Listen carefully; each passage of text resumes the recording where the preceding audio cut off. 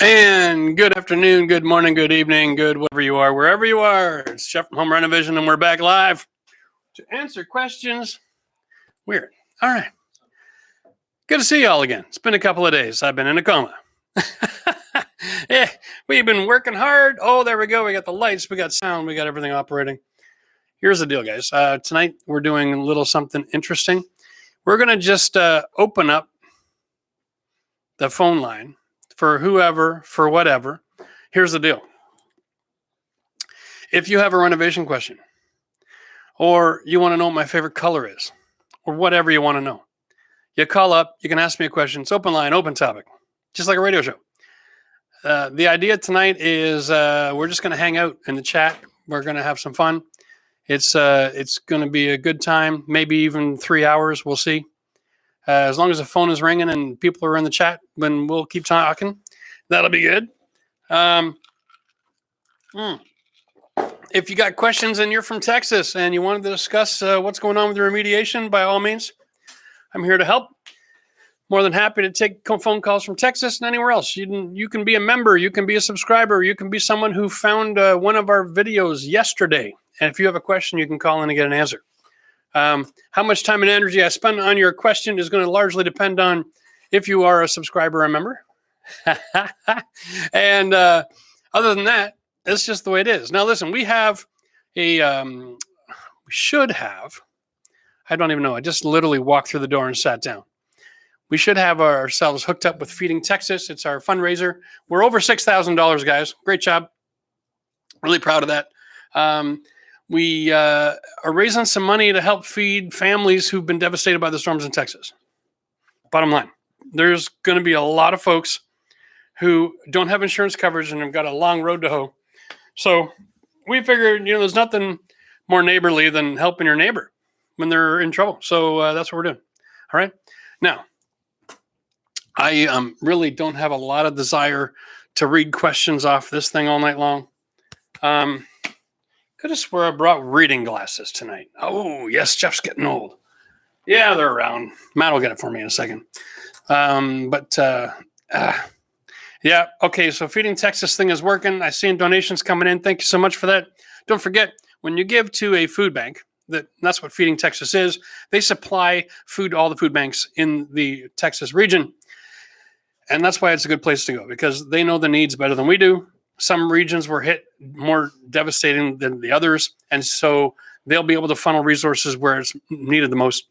And they have purchasing power, right? So they're going to get 3 to 4 times the value than you would going to the grocery store, right? They're buying wholesale. They're buying by the skid.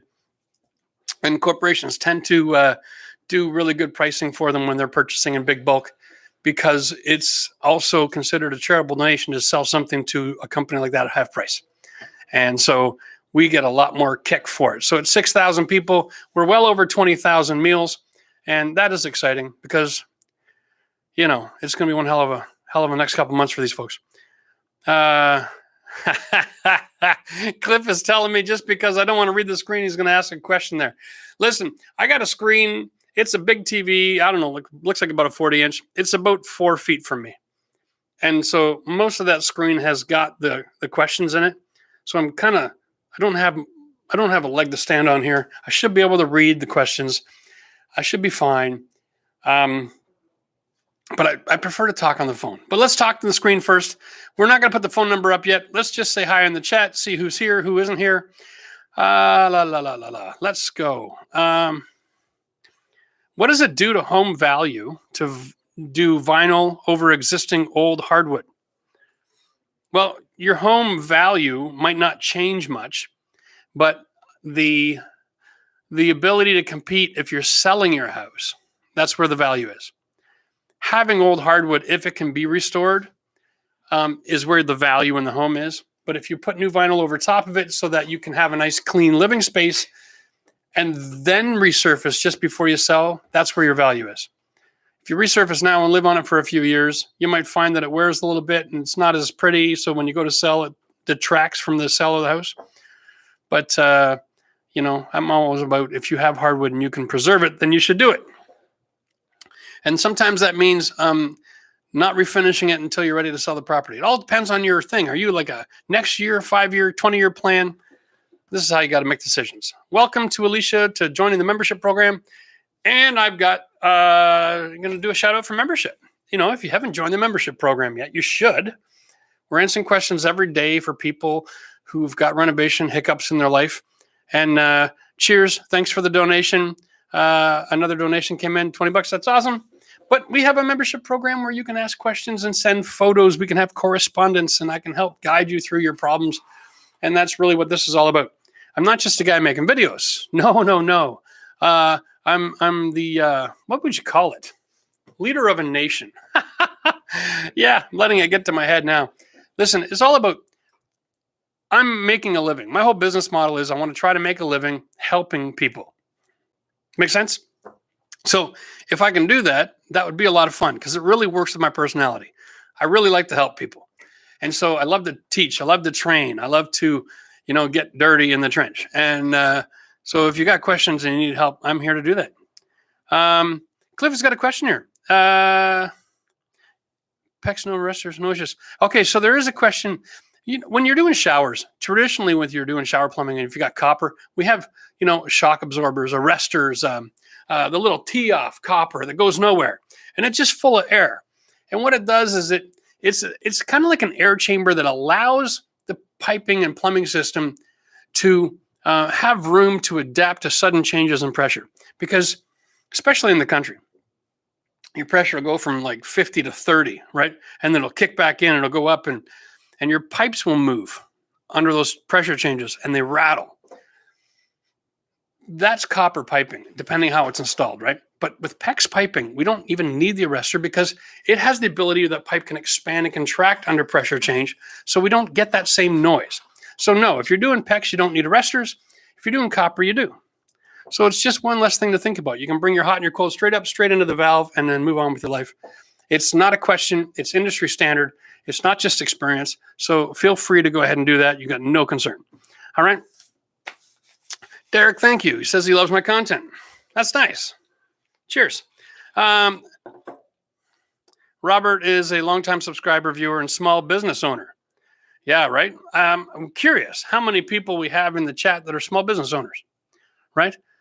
It's one of those things, our business guys aren't very quick to share anything they've ever learned. They like to hold it close to their chest like industry secrets. But I'm in the business of sharing secrets because I think the better we can all be at what we do, the better the industry's reputation will get. We got a little bit of repairing to do. Maybe you haven't noticed. Renovation world, back in the 60s, they invented something called thin set. And they were experimenting like mad dogs with all kinds of construction technology. And as a result, when you combine national marketing and media with multiple zones and different construction technology, multiple states and provinces with different building code, and all the different products and all the different systems and soil conditions and expansive soil or not, man, there is just way too much information out there that the wrong person watches, they're led in the wrong direction. And so there's a lot of confusion and there's not a lot of training and there's a lot of guys in the business who learned everything off TV, and God help us all.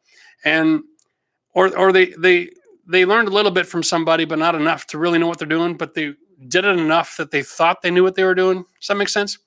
And so then they take on a job and the conditions are just a little bit different, but they don't understand the construction technology and they skip a step, not knowing they should have done something, and a disaster happens. And the more complex the system, the greater rate of failure there is. Renovations is a very complex system, especially when you have older houses, multiple generations of construction technology all being melted together. You really gotta take time to study and know your stuff, right? It's one thing to be a lawyer if you're going to sign real estate deals all day. It's another thing to be an international business litigation lawyer. Okay. Like, you just need to know your stuff at that level. And unfortunately, in construction and renovation, nowadays, you need to know your stuff. Let's see some questions unanswered here. I'm going to rattle on all night. I'm tired, folks, in case you weren't aware. It's been a busy week. We've been, can't make any announcements yet, but we're this close. This close on our big first deal. I can't wait to tell you. But, ink, pen, paper, sign, dry. And then I'll tell you. I don't want to get ahead of myself. Best brand of vinyl plank, underlayment.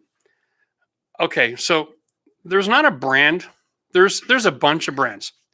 The secret with underlayment for vinyl is it has to be a dense pad. Okay, it's got to be kind of like 3 or 4 millimeters. It's got to be really thick and dense, and it has to have a thin layer of plastic attached to it. Most underpads that are designed for concrete have like plastic wider than the plank and has an adhesive strip so you can seal it together. That's really what you're looking for. When in doubt, just Google flooring supplies wholesaler near me, and you can find a store that is going to sell you a good quality product for exactly your situation at half the price you're going to get it anywhere else. Bottom line. Matt, you picked up 400 square feet of underpad today, right? $50 a roll, 200 square foot rolls? Yeah, something like that in that neighborhood. Right? Dragona, shout out. If you're in Ottawa and you need stuff for your flooring, you go to Dragona because they got selection. They didn't even have the one that I bought the last time in stock today, but they had alternatives at the same price. Like, who does that? You go to Home Depot, if they're out of that red bubble wrap crap that they sell at $100 for 100 square feet, yeah, they're going to try to sell you the one that they're selling at $150 for 100 square feet. No, not Dragona. They've just always got options. They got inventory. So that was awesome. Not disappointed at all. Now, I didn't need a vapor barrier attached to the pad this time, but I got it anyway, but it doesn't hurt. Like, you can put an underpad with a vapor barrier on a second floor of a house. It doesn't hurt anything because the first and second floor have the same relative humidity. So you're not stopping the transfer of moisture. But if you buy it at a wholesaler, you can get it in 200 square foot rolls at such a good price. You could use it in the basement and then do a main floor. Just saying. You don't have to go up and buy a second product. David's got a question here. He's exposing his basement wall for a walkout. Okay. What is the best option to retrofit the frost wall to my new soil elevation? Yeah, you really want to just extend your foundation. Right? So cinder block is good, but you want to also control your water and your moisture. So if you're going to go with cinder block and you're going to do a walkout basement, you've got to also make sure that your weeping tile drain, okay, which is going to be an issue with a walkout in most cases because the weeping tile is right where the door threshold is going to go. You want to be able to have control of the water. So if you build a retaining wall and then have the weeping tile follow that, then that'll work, okay? But you've got to follow that all the way out until your walkout is actually a walkout and a drain away from the building. So you can build 2 walls out and it can step down, right? You can walk out and your weeping tile starts from way the heck over there and then ties into the building. Okay, that's really the biggest consideration. If you're not on a weeping tile system and you're on a sump pump, then you're also going to want to waterproof those walls. Right? Okay. Sandy Rose is in the house. Hi, Sandy. Oh, sunny and 78. Stop it. Oh, my God. What was our temperature today, Matt? We were still on the American scale. We were -3? Yeah. Yeah. It was a nice mild day for us here in Ottawa. -3. It's good. We were like, on our scale, we were -10. It's weird how that works, but we get used to it.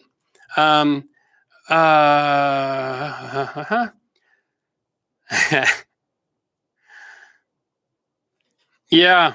Okay. Wow. Look at everybody's in the chat now. Mary's here. Michelle's here. Matthew's here. Boom, boom, boom. Cody Kirchner. Speaking of extending foundations, do you have any good references for someone who has no idea what they're doing?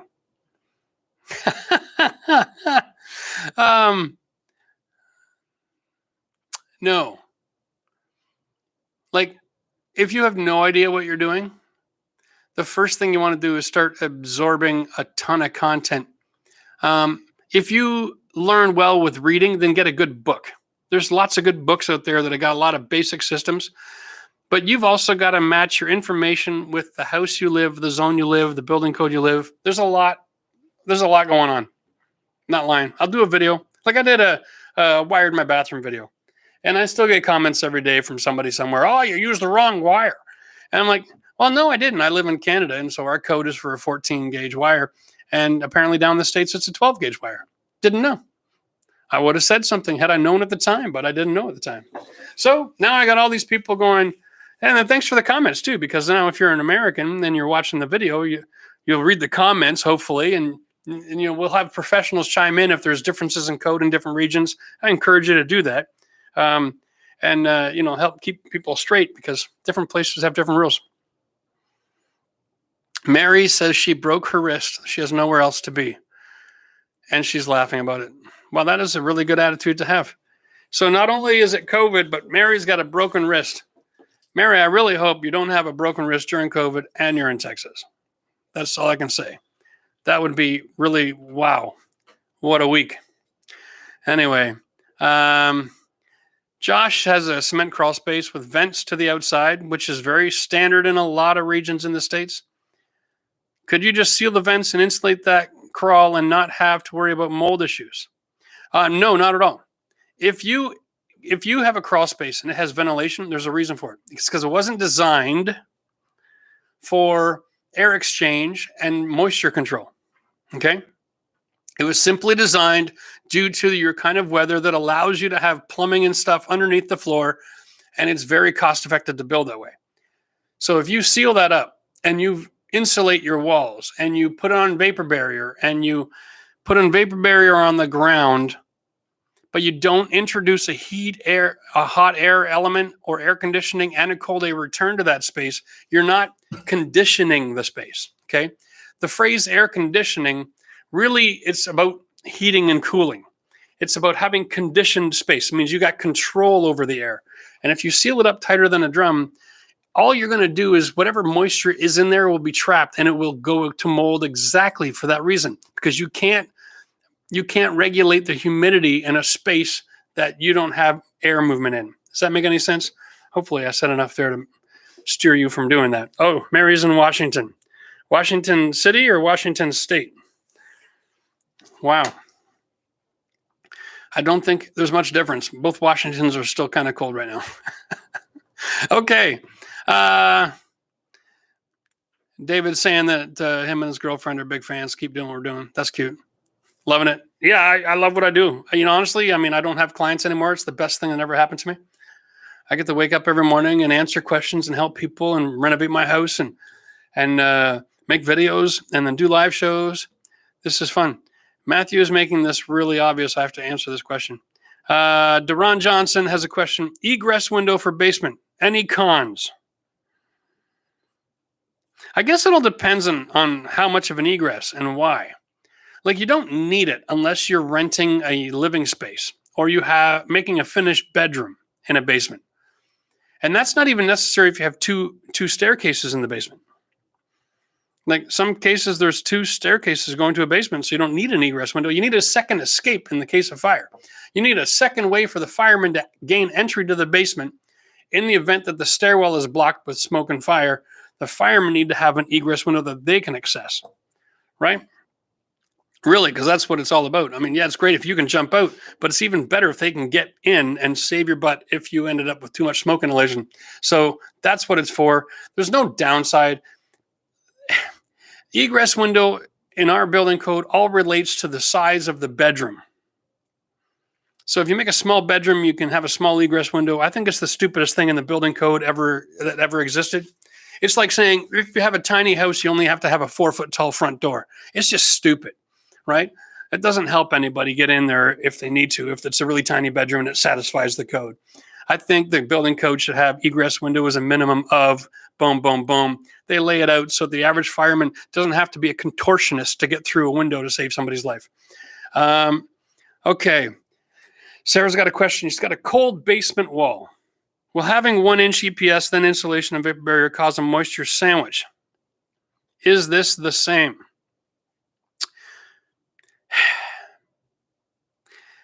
Okay.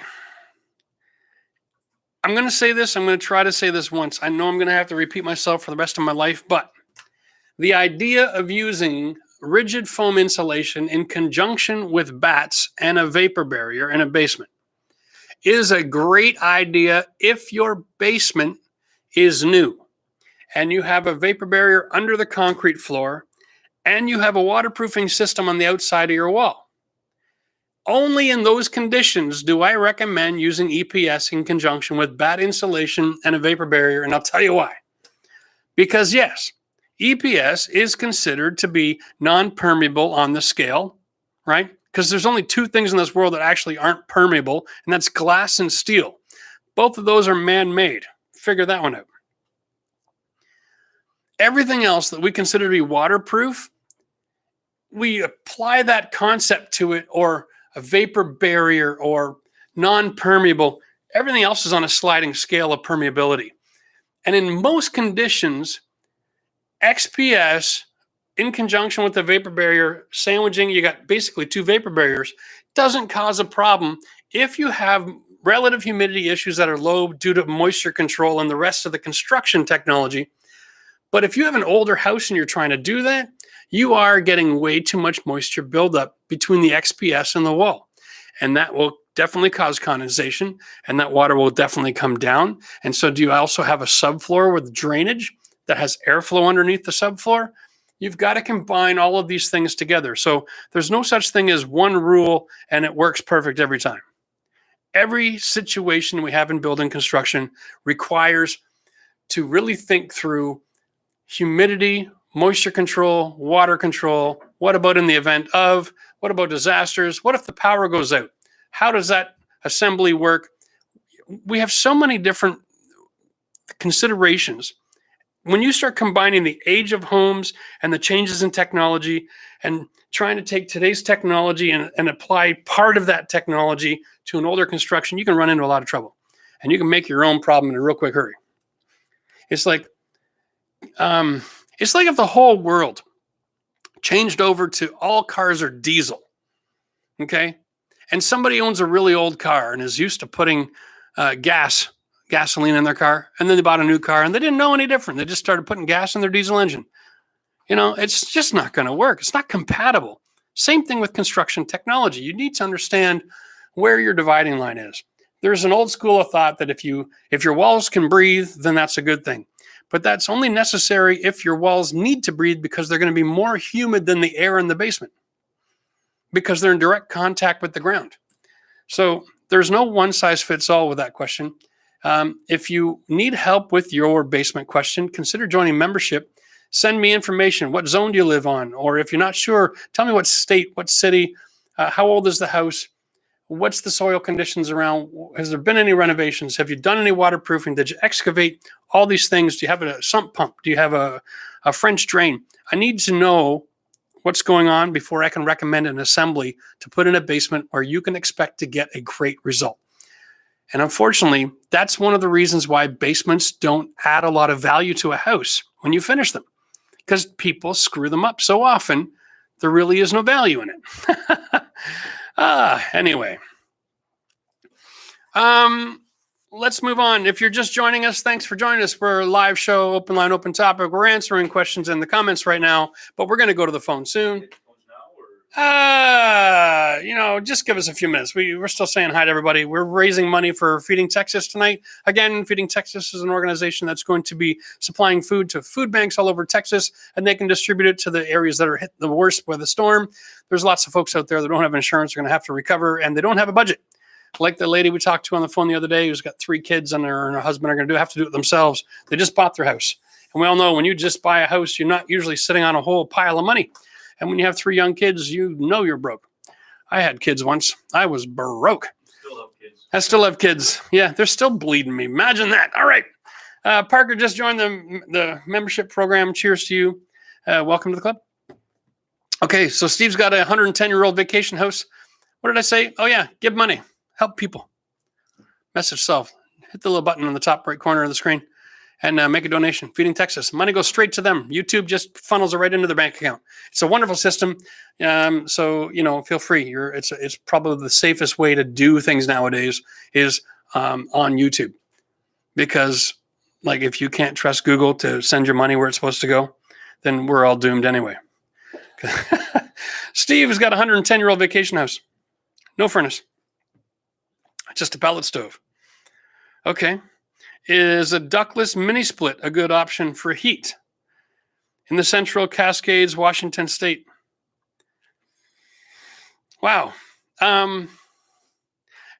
I don't know if it's the best option for heat. I'm not sure how cold it gets there. The question I'm going to have here is with a 110-year-old vacation house with a pellet stove is, chances are they didn't build it to be the most energy efficient building in town.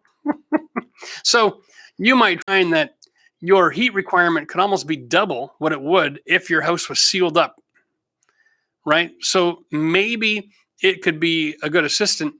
I would want to say, talk to somebody in the mini split business and tell them about the age of the house. And you're looking for somebody with lots of silver hair who's brown and seen it all and can give you advice based on experience, not just the manufacturer's recommendations per square footage. Because you might find that a unit that would take care of 1,000 square feet in a windy area where the house is made full of drafts probably needs a furnace system that would solve almost 2,000 square feet of heat requirement. And that would be the way I would approach it, that you're going to need more than you think. And then you can see if it's up to the task. Hey, cheers. Every dollar counts, guys. Keep donating to Feeding Texas. When you put in $5, it's going to go a long way. You're going to buy 15 or 20 meals. That's just, you can help feed a family for a few days with that. It's ridiculous how far money goes when it's outside of traditional markets, right? I mean, I love it. Alicia, husband put mud on walls during extremely cold temperatures. It's all cracked. What is the best remedy? Okay, so there's a difference between cracked mud and bubbled. So, really cold temperatures, it probably was just a little bit too much mud considering what was going on with the temperature. If it was really cold and your house was had the heat cranked up and you put on a lot of mud, it might have dried out the mud before it actually dried, if that makes any sense. It's like a riverbed. It gets cracked under the sun when it goes dry. That's probably what happened to your mud. The best solution for that is literally just go to the second coat and use a little bit of water in your mix, and you can thin it out a little bit more. And then just go nice and tight and try not to put too much mud on. Less is more when you're repairing something like that. So you're more like filling the crack and widening the joint at the same time. And that'll work out well for you. And if you find you just put too much mud on, you can always take a palm sander out and just sand her down a little bit. That goes a long way, especially for people who are learning new skills like that. If you're using too much mud and you're actually raising the surface off the wall too much, just sand it down. Nothing wrong with that at all. All right.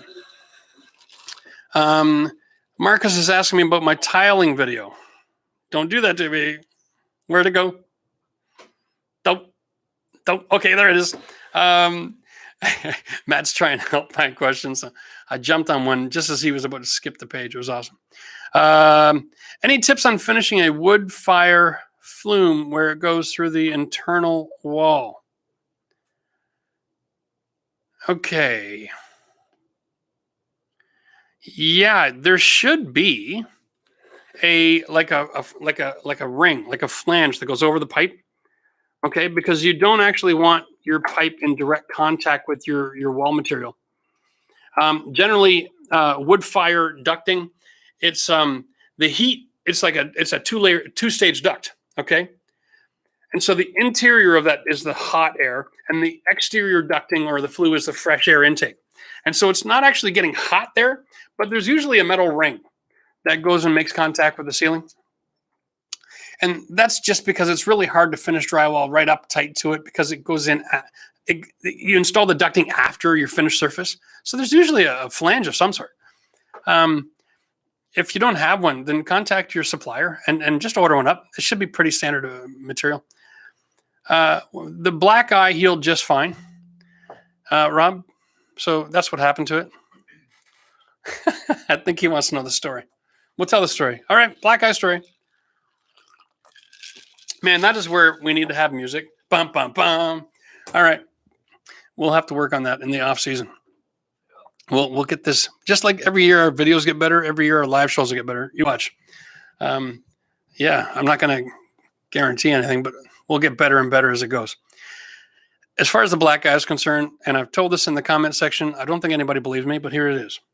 I was working with Nate. We were building a basement, and he's a big basketball fan, and he's been after me for weeks to play basketball with him. So after work one day, I went and played basketball. And you know, I'm athletic, I'm competitive, and I don't like losing to my kids. So I play hard, probably harder than I should. Anyway, he was kicking my butt real bad, and I reached in to get the ball, trying to be a hero, and he drove the net at the same time, and so he hit the corner of my eye with his forehead as he drove, and just knocked me on my butt. And I'm laying there, kind of.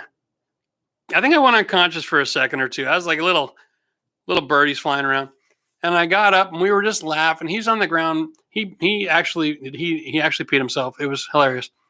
It was such a funny moment. And then it was the next day. It was like, wow, what a black eye. It swelled up right away. Had a really nasty black eye, but the channel was young, and I had booked Max to come and film. And back in those days, I wasn't his only gig, so I had a schedule. And I had to produce content for the channel, and we'd promised to put up a video every week. So, yeah, I didn't have a choice. I had to go and film a video. So that black eye hung around for a while, and we got a few videos out of it. But that's the story. I wasn't mobbed or beat up by a client or anything like that. It was just having fun with the kids. Every time I get an injury in my life, it's directly related to my boys. One way or another, eh, Matt? Yeah, that's just how it works. You know, boys will be boys, and we need doctors. All right, so, okay. Wow, Sarah joined the membership. Sarah Lee, that's awesome. And Deron Johnson just donated money to Feeding Texas. Appreciate that, dude. That's awesome. Cheers. Oh, every time I say it, I gotta have a sip. It can be a long night. Okay. Let's get back to the questions. And we'll do another 5 minutes or so. We'll answer some questions, and then we're going to put the phone number up so you can call and we can discuss issues, right? These are like surfacey stuff. But if you have a real problem and you need some help, or you need my opinion, or you just need to vent about the stress that you're going through in Texas, we can talk about that tonight. We can talk Texas tonight. I'm more than happy to do so. I just wanted to give everybody an opportunity to ask a question tonight if they needed it. And if I answer your question tonight, consider making a donation as your way of saying thanks. All right. There's no super chat tonight. Just put all your money into Feeding Texas. And we're just here to help be part of the solution. Brittany wants to change out her IKEA cabinets.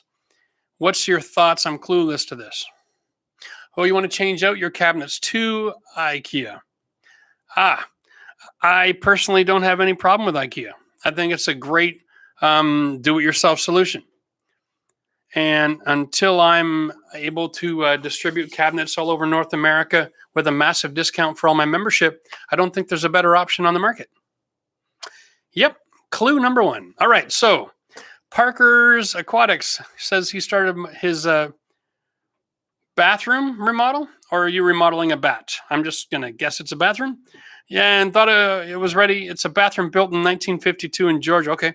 Thanks for the information. The walls are tiled 4 feet high, and there's 2 inches of concrete on wire mesh. How do I demo this? Slow and steady and painstaking. To be honest with you, the easy way to demo the mesh, because the wire mesh is actually nailed to the wall framing, and then they put the concrete on. So it's really hard. You can't shake it loose like drywall off the screw. The easiest way to do that is actually open up the wall on the back side, and then you can push it all off the studs, okay? So easy to push it off the studs from the backside with a hammer or a sledgehammer, and then just put the drywall back on and fix the wall. It's less work to take the wall off behind the bathroom. I'm telling you right now. And then once you get started, you can do one main wall. Once you get started, the rest of it starts to go too. But when there's like all 3 sides of a shower, that's a lot of work. So consider doing that. It's only drywall, right? And if you're going to renovate a whole bathroom, you're going to do some drywall work anyway. So what's it really going to cost you? You got to buy an extra quart of paint to finish the backside of whatever that room is. No big deal. Another member. Not sure how to pronounce MSPLX, but welcome. Cheers. Okay. Justin's asking a question. Should I lay a concrete patio first and build a vinyl right next to it, or build the fence, then pour the concrete right next to the fence? Which should come first? If you want your patio right up next to the fence, you got to put the fence in first, okay? Because you're going to be drilling holes and pouring footing for your fence posts. And those holes will be wider than you want it to be if you want your patio right up against the fence. So definitely put in your fence posts first. You can always do your patio after the posts are set, but you at least got to have your posts in. All right, so post, patio, then fence. And then you can even pour your patio like right up to and including where the fence line is, and you'll never have to trim the grass there. That'd be handy. Santiago has a 3-family unit where the unit below slams the door. The upper unit can feel it clearly. Could it be a framing issue with the house? Yeah, it's also a slamming the door issue. One of the things you can do is you can put all of the doors on automatic closers, and it'll like you have in a garage, and that'll solve the problem. So if you're dealing with like tenants who have issues with the other tenants because of slamming doors, just put a commercial door closer on it, and it'll only close so fast for the rest of their life, and no one will ever be able to slam the door again. And you can adjust the tension on that so it'll just kind of click, and that's it. End of the slamming. You're never going to fix an issue like that, especially if it's an older house, with any amount of gaskets and whatever. So just install the automatic door closer and you'll be fine. All right. Bathrooms are back to back. Oh, man, that's tough. Okay, so here's the other thing. Go to the store, Parker, and rent a chipper, okay? Like a demolition hammer is the actual phrase. We actually call it a demolition hammer. And what it is, it's an SDS machine and has a long steel bit with a wide blade, and the bit goes back and forth, and you just hold it like a great big portable jackhammer, okay? And you can get in behind it. If the stone is only up 4 feet, use a stud sensor, mark where the wood studs are, and just right at the stud, come in at the top of the concrete and just chisel all the way down that stud. And after you've done a couple of rows of that, it'll peel off pretty good. But, now you're in a tool rental. But oh well, that's fine. You'll get through it. Okay, that's an interesting question. Should I have a contractor put in my floors or have the builder put in my floors? I'm a little confused because it's a new built house. Yeah. She's about to move in. Should you hire a contractor to get the builder to put in really, really nice floors? Yeah, that's the key. I guess it all depends on how much do you trust the contractor that you want to have do the work, how difficult the work is, what's the valuation of the house. But you can't even get an occupancy permit until there's flooring and you have your final inspection. So if you're going to buy a house and then have the contractor do it, they're going to have to double dip. They can't just sell you a house with plywood and say, here you go, we're done. They got to have a finished floor for occupancy permit before you're allowed to have the key. So you're kind of stuck in most cases. Now, unless you've got a really weird financing option with blood, sweat, and tears going on with the bank, but usually they're going to at least have to put down carpet or a sheet vinyl or something. So then now you've got the added cost of installing a floor and then ripping it out in order to install the floor. So, I would have the builder do it, to be honest with you, because in most cases they can hire the contractor you recommend to do it if you'd like to. You could just stipulate that. Like there is a thing in this world where we're allowed to negotiate. So if you want to have somebody do something really meticulous and you've got someone who can do the job, you could say, hey, builder, I want you to put this flooring in, but I want you to hire this guy to do it because I trust him. And then see where that goes. If I was a GC and I had a client come to me and said, I got a flooring guy, I'd be like, hey, no problem. Because if he screws up, it's on you. Don't look to me if the guy that you want to have do the job screws up, and I'd have that written down in the contract. Yeah, fine. Take responsibility for the install. Let's go ahead. I don't see that being an issue. What type of wood to use on wood rot around exterior windows? Any wood. The key is to keep it from rotting again. So you got to work on your water diversion system. Regular softwood lumber in a house should work fine. And if you're not going to fix your water diversion system, then go with pressure treated or cedar. That's an obvious fix. Cedar is usually a better way to go, but trust me right now, cedar is expensive. Best way to seal pier and beam crawl space with skirt. 110-year-old house again, 2 feet of space, closed cell spray foam. Okay, so this crawl space is not designed to be sealed and insulated. Why do we keep coming back to this? Guys, I did a video on how to insulate my crawl space because it is a conditioned space. If you're not adding heat and cold air return, it's not a conditioned space. You got no business sealing it up. Okay? Don't do that to your house. You'll rot it out. You'll rot it out. Like it'll literally collapse. Don't do it. Okay? That's a guaranteed way because if you got a post and beam house, that means you're also in a termite zone. You need a dry house. Those vents are there to get air moving, to keep things dry. It's part of the water mitigation diversion system. Dry wood doesn't get eaten by termites. If you seal it up tighter than a drum, termites are moving in because it's going to get wet from ground. You can't have stale air under your house because, like I said, nothing is totally non-permeable. And something like that is going to just soak up whatever moisture is available and it's going to go nasty. Every place we have in North America has days where it gets so dry it's just lovely, and it has the ability to dry a house out really, really well. But as soon as you isolate the outside air from what's under your house, what's under your house now becomes the permanent condition. And that lack of ebb and flow with relative humidity is going to be a problem. I mean, you're going to need like an engineer drawing to isolate and insulate a crawl space. And for what? To protect against freezing pipes? If that's the goal, you're going about it the wrong way. If you're worried about freezing pipes, get yourself some really good PEX systems, okay? You can even move your PEX into the floor joist cavity, right? Drop the plywood.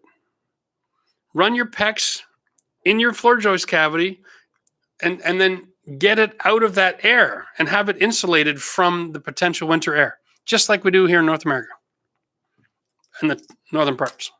Everybody's in North America. My God. All right. Because I'm seeing that question more than once tonight. I'm thinking that we have people who had flood damage due to burst pipes. If you have copper pipes in your home, change your copper to PEX. You won't have burst pipe issues. Okay? You don't need to go through the expense of trying to isolate your crawl space and turn it into a basement. It's not a good plan. That's just a disaster waiting to happen. Gavin is framing up new walls on top of the slab on grade. 1970s Vancouver home. Slab sags by over an inch in some spots, needs to be leveled. Should I level first, then level, or frame first, then level? I would level first. Framing is so much easier if your whole slab is already level, because then you don't have to cut all your lumber. Like, it just takes forever to frame if you don't have a level slab. Bum, bum, ba, bum. Yeah. Hey, good evening. Good evening. Good evening. Love the big glass of, well, it's it's ginger ale. All right. Okay, it won't. Don't yell at me. Don't worry, Steve. I'm just concerned when I see something like that seems that left field repeated. I'm wondering if there's a conversation going out there about people on post and beam who are hit by that winter storm, and they're like, "That's it. From now on, I'm insulating. I'm going to isolate that space." You can't unless you do it all in. It's going to cost you, and I'll just be honest, 1,000 square feet. You want to isolate that crawl space and turn it into a thermal bridged conditioned space that you can run your plumbing in just to avoid another pipe burst. You're probably looking at an investment in an excess of $5,000 to $10,000 as a DIYer, just in building materials, because you have to change every system in your house. That's incredible. That's an incredible investment to do that right. Or you can just change your plumbing over to PEX. A few $100 and a good new crimper. Just saying. Yep. Okay. Okay, man. Okay, let's put up the phone number, Matt. That's enough. We're almost the first hour in. We're gonna go live with your questions now. All right. I was really just buying some time because I took the battery out the last time we were filming, and I never put it back in until I got here. So I just wanted to make sure we charged the battery in the phone.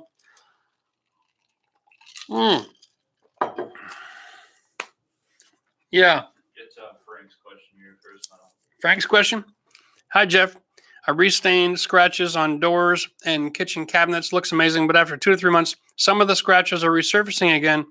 What did I do wrong and what I should do? You restained scratches on doors. There's a good possibility that your scratches aren't scratches. You might just have an issue where your wood is drying out and it's contracting and opening up grains in the fibers. Okay. If you have wood doors and you're staining them and it's wintertime, you just might have really dry air. And that problem might actually just disappear as soon as we hit the spring and we stop pumping heat into our houses. I don't know where you live, but that is a real common thing with wood. As it dries out, it shrinks. There's a lot of old houses with hardwood floors that don't have humidity, like they don't have a humidifier attached to the furnace. So the houses just get real dry in the wintertime. And then the floors shrink and the gaps open up, right? And then as soon as the spring comes, the wood expands and all the gaps are gone again and everything's fine. So I imagine that could happen on the surface of a kitchen cabinet just as easily. 599-9771. Yep, that's it. So you can reach me. It's your dime, my time, 613-599-9771. Call in with a renovation question. And if I answer your phone call on the air, I'm kind of holding you to it. I want to see you put a donation into Feeding Texas because we're raising money tonight. If you're just joining us, my name is Jeff from Home Renovision. We're going to take live calls from people and help answer the renovation questions from all over the world. I don't care where you live. But we'd appreciate your assistance in trying to help feed families who are suffering through the winter storm. And that's how we're doing it. All right. Well, here we go. Fantastic. Hello, it's Jeff. Who am I speaking with? My name is Corey Phillips. I live in Alaska. Well, there you go. Cheers. So you know winter storms, eh? Yeah, I do. What can we do to help you out tonight, Corey? Well, I'm looking at getting more renters into my house. It's a live-in situation, and I'm going to be extending it's a vaulted ceiling, and it's got a very short ceiling on one end of the room, okay. So about 2 foot off the wall, and then it goes up to the other end. So it's a very lean ceiling. Yep. I'm going to be lifting it so I can turn that into a bedroom. Okay. Now, this house it's a moron house, so every time they needed room, they just added more on. Yes. And when I lift the ceiling, I want to do advanced framing, but this house was built back in 82, so it probably has 16-inch centers, so on and so forth. Yep. Would you try to mix the two, or would you just stick with traditional framing? Now, advanced framing meaning what? What are you thinking of doing? 24-inch centers, California corners, maybe even doing prism on the outside. Okay. How much are you raising it? Considering it's, barely off the ground in the corners, I want to vault the ceiling, so go to the same profile as the rest of the house. Right. Which I don't have an exact measurement on that. In around the 4 to 5 foot range before it starts heading north, eh? Exactly. Yeah, okay. I'm going to just say this. If you're going to combine technologies, then you are increasing the risk of there being a problem. Okay. Having said that, if I open up the walls and it's got 24-inch centers, stick with that. Stick with it. Okay. Yeah. No. The other thing is you're also you're making a structural change and dealing with structural load. Mm-hmm. So you're in Alaska. You don't even have a building code up there, do you? They just go off of the national one, but we don't have any local codes. Yeah, exactly. Okay. And you probably don't have a lot of local inspectors either. Not outside of the city limits like I am. Yeah. I know. There's a kind of you do whatever you got to do to survive up here, and then we're not going to bother you, right? Okay. Yeah, I might even move there. That sounds great. Honestly, I'm a big fan of, I know that balloon construction works if your roof has collar ties. Do you know how your floor and your wall package is connected together? It's probably sitting on, the walls are probably sitting on top of the floors, if that's what you mean. They're sitting on top of the floors? Right underneath. Yeah. Okay. So we're not going to have like integrated wall studs where the floors are tied together where it acts like a collar tie in that situation? Admittedly, I'm unfamiliar with that term. So. Okay, so if you know what, I'm going to pull out the whiteboard. I'm going to just draw it. Okay. And we'll make this real easy to explain. And then you can tell me what I'm getting wrong about your scenario. This is a great learning opportunity here for everybody. So let's just go ahead and do this. Oh boy, oh boy. Yeah, that's close. I'm okay. Oh, that's close, Matt. Thanks, buddy. All right. So because you're on the phone, I'll try to do that. Yeah, cool. There's a couple of seconds lag. So is it a 2-story house or a 1-story? It is a 2-story house. It's a 2-story house right now. So you've got one story here. Okay. And then you got a floor package, right? And then you've got about a 2-foot wall. And then it goes something like this. Is this what we're talking about? Yeah. Okay. I'm waiting to see you draw it. Yeah, exactly right. I'm not sure what the delay is here, but you let me know when you see it and I'll have an idea. Wow. That's quite a delay. Yeah, it's quite the lag. All right. How are we looking? So you drew the peak with the 2-foot wall on either side. Yeah. And that is the main profile of the house. Right. The angle is 90 degrees away from that. So basically the little 2-foot stub is at a right angle to what you drew on the screen. So they built the original house, which is what you drew, and then they just tacked a lean-to off the side of it and turned it to like a spare room kind of deal. Like this. I just saw you circle something on the screen. No, a little further on. That's fine. So, okay. Yeah. So that I drew a lean-to. What they did at a right angle to the triangle. Yeah. Roof. Okay. So this floor joist package is the one I was concerned about, right? This probably is a single stud. It's probably more of a balloon frame, and this is all nailed together in that circle that I drew. Okay. So if you're going to now modify your roof line, you're going to want to have a structural drawing for this, especially with the Moron house, because right, you don't really know how everything is working together, and it can be like a house of cards. You could have something that just makes sense, but what makes sense to one person is based on experience.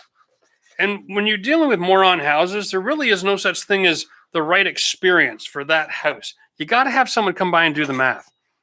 So what I'm going to suggest, and I know you don't want to hear this, but if you get a structural engineer out there, he's going to be able to take a look at that house and draw something out and give you an actual plan to execute. Okay. And then you're going to be able to go to sleep at night knowing your house isn't going to fall down.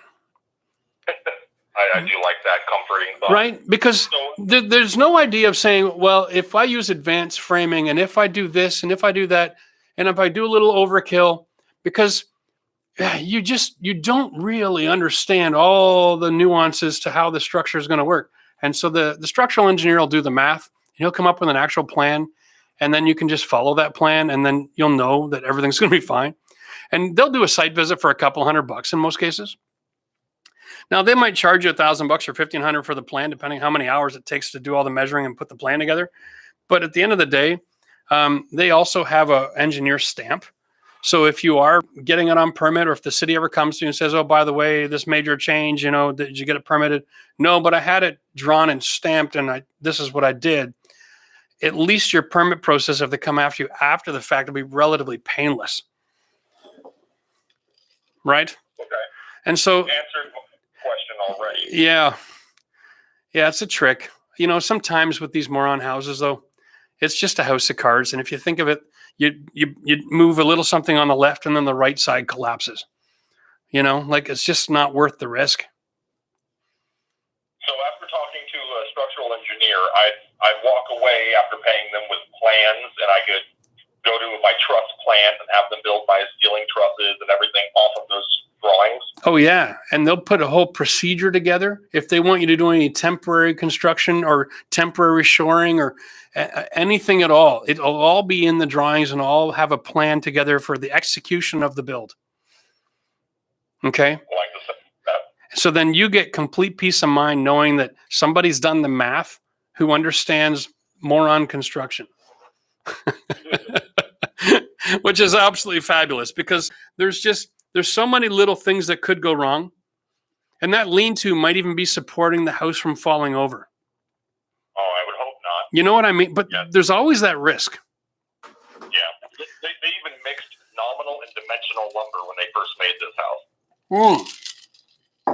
That's always a lot of fun. So at least you got some good thick old wood in there. But depending on what they took out and what they modified, it could really affect the structural integrity. Anyway, Corey, thanks for the call, man. That's awesome. I think we all got a chance to learn something today. Appreciate it. You take care, and maybe we'll catch up to you another time. Cheers, buddy. Have a good night. Bye-bye. Wow. Moron houses. They kept adding moron and moron, built by morons. But you know what? It's just about being cost effective. It's not about being a moron. It's about, you need space and you need this, and you have a short building season in Alaska too. So, hello, you're on the air with Jeff. Who am I talking to? Hey, Jeff. This is Brody from North Carolina. Brody from North Carolina. How are things with you, Brody? Good. I've been following your live shows here. I appreciate what you're doing for Texas. That's cool stuff. Yeah, well, did you get affected by the storm where you live? No, we had a lot of rain, but no extreme. Right, and nothing too out of the ordinary that you weren't able to deal with it? No, nothing too bad. Cool. So what's going on in your world? You got a renovation project you need to get some questions answered? Yeah. So we have a townhouse that we bought about a year and a half ago, and it has these 2 back-to-back bathrooms. Yes. With like alcove tubs that are the long side of the tubs next to the party wall. Okay. Yep. When we moved into the house, the tub in the master bathroom would creak when you stepped in it. Yes. And would gather water. The water wouldn't flow towards the drain. Yep. So after taking care of some more simple projects, we used it as an excuse to kind of do a bathroom remodel, and I did pretty much all of that work myself. And I set a new tub in, still acrylic, but with a mortar bed. You did a mortar bed, yeah. Those acrylic tubs, some brands require extra stiffening underneath, and some brands have got fiberglass spray reinforced plywood with feet, and it all really depends on the quality. There's no one right answer to that question. But so okay, you did a mortar bed, you set your tub in it, so that solved the squeak issue. What's that? So that solved the squeak issue. Yeah. The new tub is fine. It seems great. Good. I'm always close, but my main question concerns the other bathroom. Okay. We've started hearing squeaks in that one, and I don't really care about that bathroom much because it's not a master, and we don't use it that often. And I'd like to avoid a full bathroom remodel. Yeah. I'm wondering if I have a little access panel on the short side, opposite the plumbing.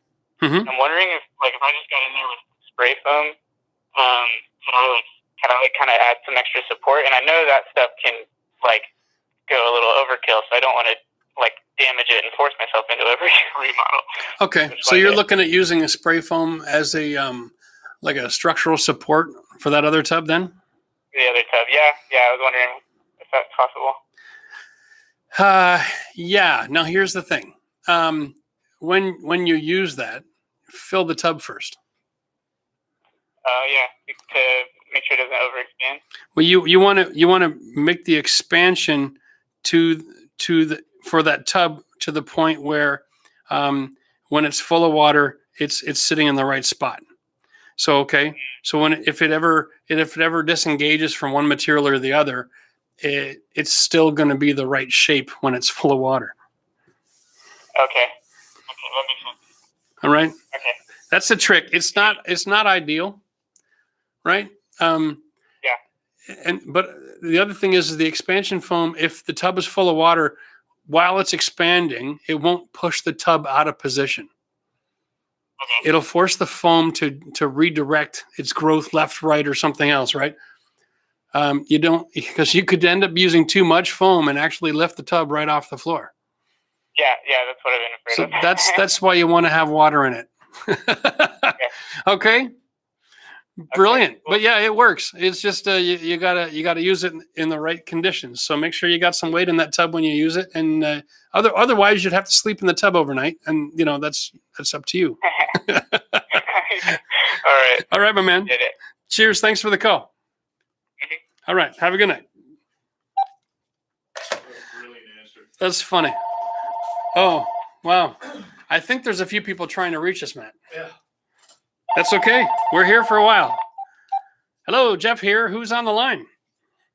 Hi, Jeff. It's Dustin calling. Dustin. Yeah, I'm from Ontario. From Ontario? Are you Dustin from my carpet store, Dustin, or are you just some other Dustin from Ontario? I'm just some other Dustin from Ontario. Well, now I know there's at least two of you. Yeah, most of them are Justin. What can I do to help you out, bud? I got an 1890s limestone 2.5 story. 2.5 story 1890s. What are you down in Galt? Fergus. Fergus. Oh, just down the river. Yeah. That's awesome. That's a beautiful house. So what's going on with your house? I'm in the neighborhood to have a full basement too. Oh, you're the only one in the neighborhood with a full basement. Yeah. Meaning not just full for people in 1890 that averaged 5'4", but right. Yeah, okay. So somebody underpinned it, or was it just like a phenomenon? Well, the foundation in this house, they put it in, and then they waited 10 years before they actually built the house on top of it. So they put a lot of planning into it. They took some time, eh? Wow. Or they ran out of money. My concern is an addition. Okay, so you want to do an addition to a house like that? Yeah, so I want to put in a multi-floor addition, 28 by 32 off the back. Okay. But I'm concerned about redoing the envelope of the entire structure. Okay. So my research, now obviously I'm concerned about the Canadian weather. Yep. My thought process right now to speed up this whole thing is doing 1-inch closed cell, full envelope right on the stone, and then that insulation in the frame, vapor barrier over the bat, and then drywall. Okay. Now, I'm concerned if that closed cell will create any sort of mold or any sort of conditions that I need to be concerned about. So what you want to spray right over the limestone? Yeah, right on the limestone on the inside. Yeah. Okay. No, so let's say you've got a limestone rectangle 2-story, and you want to do an addition on top of that. So instead of removing the limestone and exposing the wood frame, you want to just build out and like maybe cut in a door or something. Is that the idea? Basically, I got a balcony on the back, and I got my back door, and a window. So you've already got access to the space if you finish it. Okay. Expanding the window to create another door. Gotcha. And what are you going to do for your heating and cooling in that new addition? The HVAC I plan on redoing entirely. So that'll be all new. So I will consult an engineer when it comes to the HVAC. Yeah.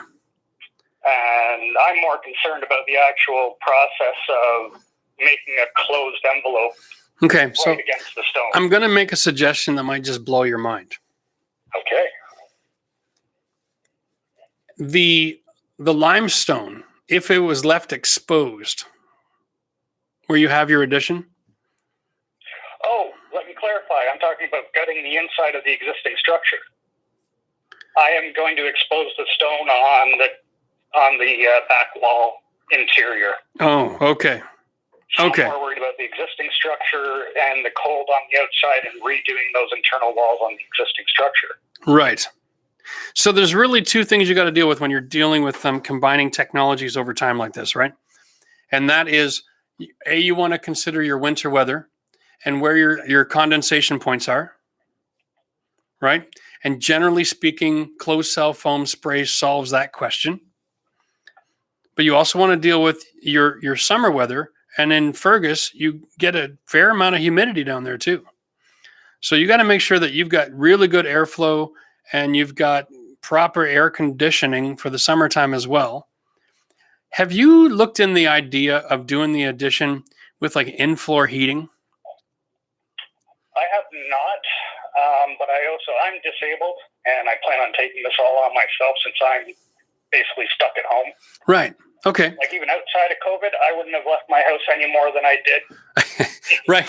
I hear you. So, I mean, yeah, there's not a lot changing in your world, eh? All right. No. Okay. So, you know what I'm going to suggest is if you're down in Fergus and you're doing something along that line, oh, and Maddie is just scrambling to put the battery charger on the computer so we don't lose the live stream. Dude, you almost got fired. All right. So I would consider talking to a structural engineer in Fergus, but maybe even give them a call up there in Cambridge. Okay. Okay. There's a lot of two-story limestone century homes in Cambridge. Right. Right. And so you might find someone with expertise. You don't want to have somebody learning on your job. No. Okay. And especially considering the bones of this structure are amazing. Yeah, and they will be, because limestone, the one thing about that stone is it takes all that ground moisture and it transfers it to itself. And because it's a two-story building, it has an incredible ability to transfer the moisture to the outside environment and not create a moisture on the inside. And so I'm 20-inch thick limestone too. This is the whole thing, right? So mass I mean, they invented waterproof a long time ago and it was called limestone walls. All right. So yeah, I would really consult with them. It's hard for me to give you a good answer definitively over the phone without seeing your drawings and your plans. Right. But one thing I would consider, and I'll be honest with you, because when you're dealing with that environment and an addition, if you had like a good air conditioning mini split for that addition, right, and you had in-floor heat, hot water tubing, PEX, okay? Right. With natural gas to keep it hot, or you went to an electric cable, which is more pricey long-term, right? But an in-floor radiant heat, when you're combining new with old building technologies, you're always going to have a certain amount of draft in the wintertime.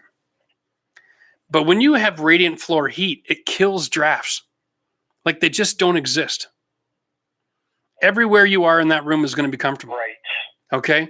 And so it's definitely worth considering, because you can do the entire new addition in glass wall if you have a radiant floor heat and have no insulation at all. Consistent distribution of heat. This is it. Because what happens is whenever you have a traditional, you've got airflow, you've got currents, now you've got drafts, right? Because you've got working with fluid dynamics. Exactly. So you got to change the science so that you can be comfortable. So you can leave the heat at 72 and not have to raise it up at 78 with a sweater and a blanket. You know what I mean? Yeah. So by going with inflow radiant heat, you kill all your drafts and you can combine. Oh yeah. You combine that technology and you're going to be comfortable as a bug in a rug. Right. Right. And then it's not so much a concern anymore. Especially with the weather patterns changing. Ferguson area, it's not as cold as it used to be 20 years ago. Well, and then when we do get that cold, sometimes there's no snow on the ground and our frost line drops an extra 4 feet below. Right. And so that doesn't help. Yeah. But your house is well built for dealing with that. But consider the in-floor heat. You might be really surprised. PEX tubing, there's companies out there now that make a subfloor system that's actually got the channels built into it for the PEX tubing. Oh, I think I've seen that. Yeah. Okay. And then you have a little box and it's got a hot water and you just run a plumbing line to it. And then it has its own gas line and it heats it right there. It's on-demand heating. It's really efficient. And so you can basic skills you can install it yourself, I imagine, too. Yeah, and the money you save from not cutting through all your limestone to move all of your ducting and cold air return. Right. Okay, it pays for itself. It's worth taking a look at. Have your engineers take a look at that. It'd be a good option. Okay. All right. Yeah, I'm hoping to talk to an architect next week. So yeah. From there. All right. Cheers. We'll find someone with gray hair who's done some of these old projects down by the Grand River, and you'll be fine. All right. Great. All right, my friend. Yeah. Cheers. Bye. Bye. Wow, that's fun. That's where I grew up, down in the Cambridge Galt area. And we renovated century homes for years. That's why I love old houses, because I grew up in that dirt. It's just familiar. Okay, here we go. Hey, it's Jeff. Who's on the air with me here now? Hey, Jeff. It's Eddie from Houston, Texas. Eddie from Houston, Texas. All right, Eddie, let's get into it. You're the first call from Texas tonight. How are things now? Everything's good. Just a couple broken pipes at a family member's house, but everybody's safe. Yeah, and that's cool. Yeah, thanks, Jeff, and thanks for what you're doing for Texas. I guess my question is related to a relative's house, which I actually took a look at this weekend. Yeah. And basically, the back of the patio is super, super cracked, and it's about a 200 square foot area.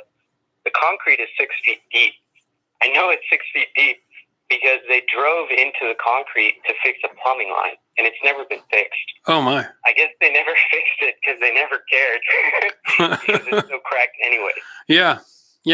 And so I looked at disposal costs, and it's crazy. I got some quotes saying that the disposal we're talking about disposing thousands of pounds of concrete. And so one idea somebody floated is just to pour concrete over cracked concrete without rebar. What would you do? Wow. Well, see, here's the thing. What did it crack all of a sudden as a result of the temperature? Or is this just a project that's developed? It got worse recently, but sure. It's just basically always been this way. Like, there's no rebar. All right. And so this is just a really thick slab. It's poured on the ground, and it's got cracks. And as soon as you get cracks, you get water. And when water gets in there, you get erosion. That causes space, and that causes room for more settling and more cracks and blah, blah, blah. I would not pour more concrete on top. It sounds to me like somebody's been doing that a few times now. Right? That's a lot of feet of concrete. It also looks like the slab is connected to the house. Yeah, so you got a bunker going on now. I mean, I would suggest this. I would fill the cracks with a epoxy injection. Okay. Look into it, but these cracks are huge. They can just be filled. Well, let's define huge, because we're on the phone and I don't have any visuals. Okay, so it's like the cracks are big, let's say 4 inches wide as far as a gap, and then the stone the slab, I should say, has settled, right? Yeah. So it looks like the slab has kind of, I don't know the name for it, like it's rotated. Like the concrete is going in different So directions. this is not just a slab that's got cracks. This is a slab that has settling in multiple different directions at the same time. Okay, that's exactly how you say it. Yeah. Right? Okay. All right. So what you have there is, let's just call it 4 great big pieces of concrete. It's no longer a slab. Huh. So what do you do with it then? Well, the first thing you got to realize is there's something going on with the water around that property that's allowing erosion to take place. So in a lot of cases, they'll put slab on sand. Okay, so if the water isn't managed around the house, then it can wash the sand out. And then it's just kind of like if you do a concrete paver patio and you just don't put sand in a bunch of places, the rocks will twist and bend, and that's your structure. Sand is your structure. And if water gets in there and moves it around, then the concrete's got the ability to settle. You're in trouble. Yeah, I think that might be possible since the house was built in the 60s. Yeah. I don't know if... So back in the 60s, they were experimenting. Clay. Right. These spots of clay where they went really down to repair the plumbing line. Okay, so if you got clay and you got a slab and you got the occasional winter storm that puts a couple inches of frost in the ground, clay holds water. It also expands when it freezes. It can lift as well. So you've got all these different things going on. So what I'm going to suggest is it's only dirt. It's dirt that's been poured into a bigger structure. But if you break it up and get rid of it, then you can start clean. It's not exciting to think about or look at, but you'd be surprised how fast a good piece of heavy machinery and a dump truck can eliminate a slab. Okay, good to know. Good to know. I mean, right. I think we were just intimidated by the quote on the estimate to remove that amount of concrete, right? Well, I didn't. What was the quote? It'd be fixed, or if poured more slab, it would just crack again. It probably will. Take it out and then re-pour it. I'm thinking you got to take it out and then rethink your water management to pour a new slab. Yeah, that's right. Gotcha. All right. Okay. Because there's obviously way too much going underneath that slab that you don't have control over. And it may be something that's coming from underneath or from the side. And just adding more height isn't going to solve the original problem. And then you're just throwing good money after bad, right? Yeah, I see that. Yeah. Okay. All right. Well, thank you, Jeff. Or you could just build a deck right over top of it, like Carrie says here in the chat. Right? Oh, yeah, that's actually a good idea. Maybe instead of, hey, yeah. You know, we did a video with a house in Toronto. We did a hardwood deck on floating piers, and everything's adjustable. And so every 5 or 10 years, if you got to take the 2x2 foot hardwood panels off and adjust the piers that it's all sitting on a little bit, no big deal. Right? Oh, that's a great idea. Change the pipe, just a couple of screws, re-level, boom, you're back in business. Because it's taken it's taken 60 years to get this bad, you know. It's going to take another 60 years to get twice as bad. I think if you did something like that, you can manage it, and then you don't have to. You could spend all your money on a finishing instead of going backwards and rebuilding and hoping you fixed a problem that if you didn't fix is going to reoccur. So, you know, it's a thought. I see. All right. Okay. Well, thanks, Jeff. I appreciate you. No problem, man. Thanks. Appreciate the call. Cheers to Houston. Cheers. Bye. There you go. Hey, my brother's in the chat. He's reminding me of all these old projects we used to do together. My goodness. You remember that first time we did a basement, John, and Dad gave us screwdrivers to attach all the drywall? And then when we were done, we found out we could have used a drill?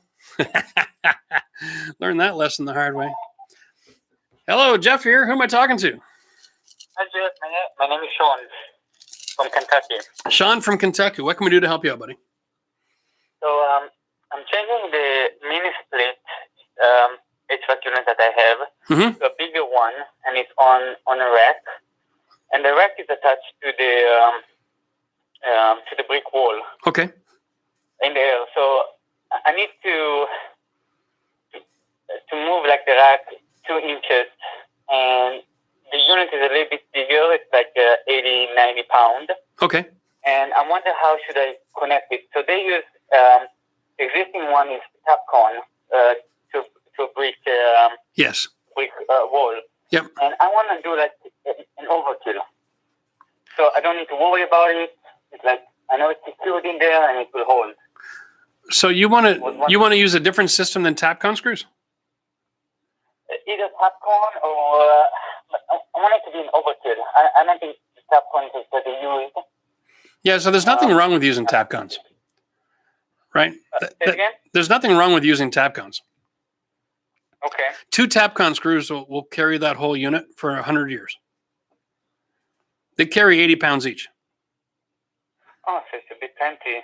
Yeah, okay. It is plenty. If you can get 3 in, then, you know, wow, yeah, you know, it'll outlive the cockroaches. I mean, so it's not a concern. A Tapcon screw, the only time you have to be concerned about a Tapcon screw is if when you're putting it in and it doesn't tighten. So when you're drilling a hole in a wall, in a stone wall, if you're having any issues with the bit being too big or the stone sometimes there's too much vibration in your tool, or it just cleans out too much of a space, okay? So the screw doesn't really grab well.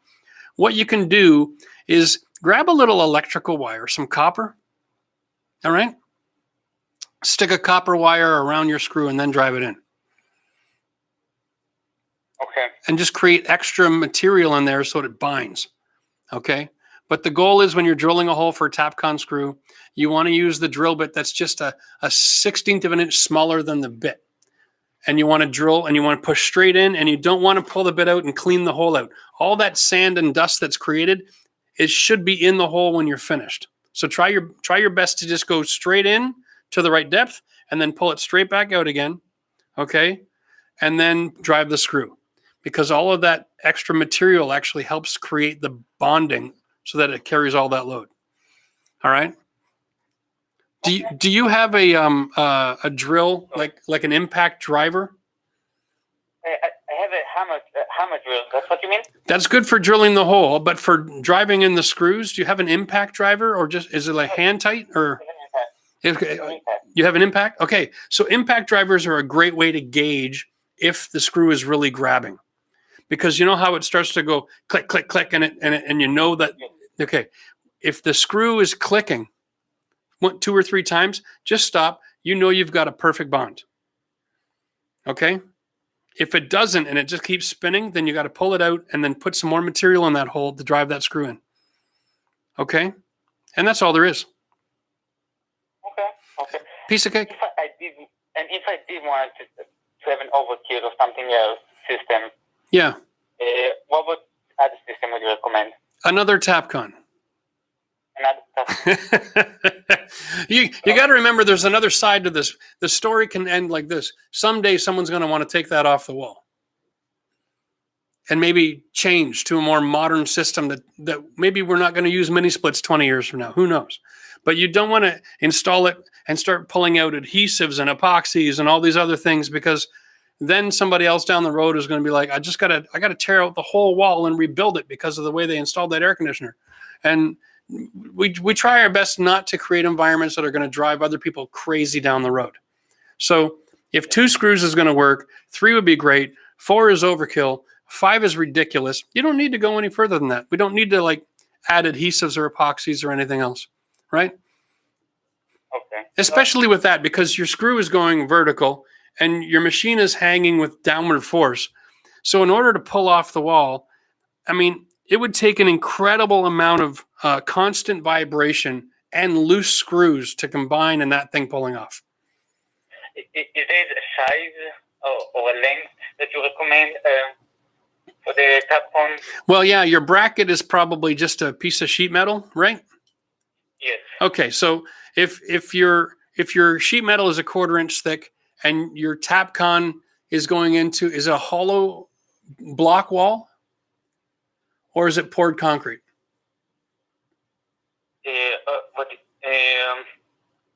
Because if it's a cinder block, there's hollow spaces in it, right?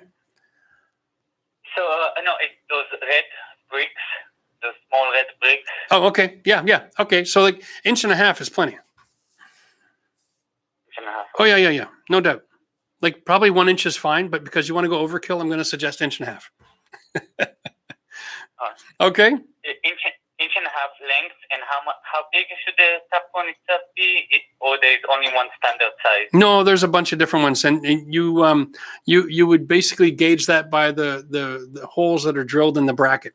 The product literature should give you the exact dimensions of the screws you need, but it's probably like a 1/4 inch or maybe a 3/8 screw tops. You'll be fine. Like the small little screws that we use when we're using screwing wood to wood, it's called a construction screw. It's really tiny. It's only a number 8 screw. So and it holds 80 pounds of shear strength.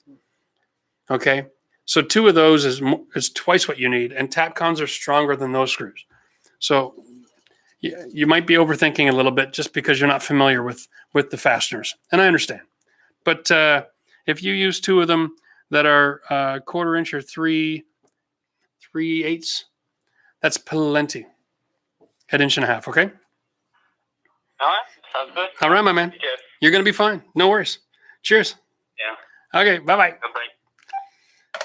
He doesn't believe me. You know what? I mean, there's always a certain amount of anxiety when you're mounting something really heavy on a wall, right? And it's like, okay, but like 2 screws will do it. Shear strength is shear strength. Yeah, that's like the math is the math.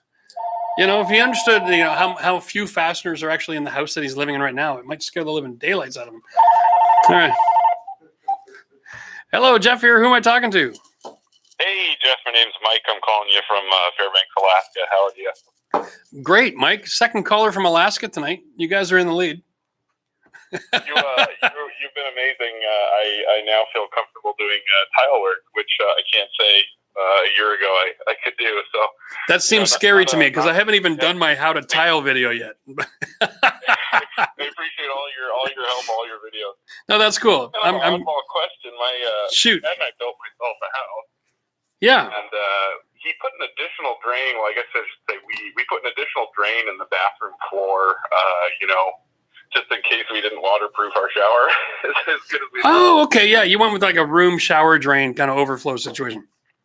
Yeah, what ends up happening when it gets really cold, negative 30, negative 40 Celsius, is I end up having to add water to keep the P-trap filled up in the floor drain.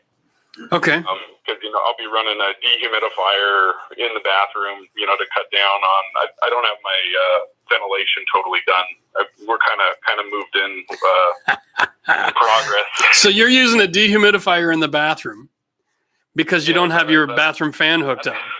Nice. Okay, and so you're sucking the water right out of your P-trap. Yeah, so I end up having to fill it up every so often. I mean, should I just finish my bathroom ventilation? Will that alleviate two birds with one stone, or is there something obvious I'm missing here? Wow. Yeah, there is an option for floor drains that get very occasional use, and that's to have a primer going to the drain.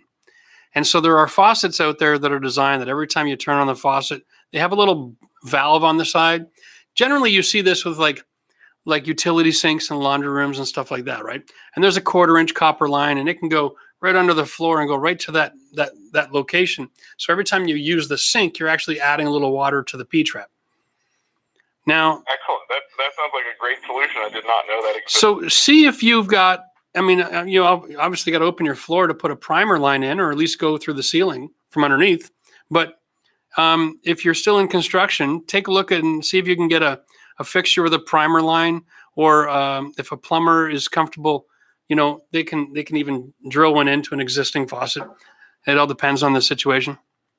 And is there any reason why I couldn't use the supply from like the toilet? I mean, the toilet's probably pretty proximity-wise. It's very close to where that drain is. Oh, really? It's non-traditional, okay? But yeah, you probably could. You can go with a solid supply line from the shutoff valve to the toilet and have a primer come off of that. But that's something you're going to want to have a plumber who's really like a competent plumber take care of that for you. Understood. Yeah, right. I'm quite a ways. I'm pretty rural, I guess you would say, as far as the code or zoning stuff goes. But at the same time, I'm trying to do everything as right as I can. But right, and you don't need the smell of your septic tank coming through either. Well, that's I stay on top of it because I don't want sewer gas coming in or septic gas coming in, for my family's sake. But, right. Yeah, no, it's been a learning process, and your videos are amazing. I'm really excited to see what you were hinting at earlier with the pen and the paper. I'm very eager to see you guys on TV as well. Well, we'll see. Maybe one of these days. We've had a few people kicking the can with us a little bit about that, but at this point, it seems to be pretty premature. Everybody's just trying to get us to sign paperwork to have the rights to us down the road. But we're not dumb enough to fall for that. So Bob Vila, eat your heart out. Yeah, all right. Hey, listen, anybody who can make a living with cargo shorts and a mullet is okay in my book. Well, I'll look into a primer, and this is something I probably should have figured out ahead of time. But maybe. And the toilet might be something that's like you're going to be using more water than you need, but you will never use too much because the P-trap will always drain out the short side, not into the room. One less thing for me to have to think about is all I'm looking for. Yeah, there you go. So you get it off the list, right? Cheers. Appreciate you, Jeff, and thanks for what you're doing for our fellow folks down in Texas. Glad to help. It's the least we can do. Cheers, Mike. Thanks, buddy. Sure, bye-bye. That's awesome, eh? Oh, yeah. Well, that's one thing about a floor drain that you've got to consider. If you're not using it, then you've got to have a primer to it. Or you just go and pour water down there every few days. Hello, Jeff here. Who am I talking to? Hey, Jeff. This is John from Seattle. John from Seattle. How are things in Seattle, John? They're actually doing all right. Much better than Texas, fortunately. Unfortunately for them. Feel bad, but yeah. Yeah, it's a hell of a thing, you know. I mean, it's not like we don't all get weather, but man, when it's outside of your building technology, it can really wreak havoc, eh? Yeah, for sure. Yeah, I got a couple quick questions for you for a bathroom remodel. We are looking at moving a shower up against the exterior wall that has a functioning window. Okay.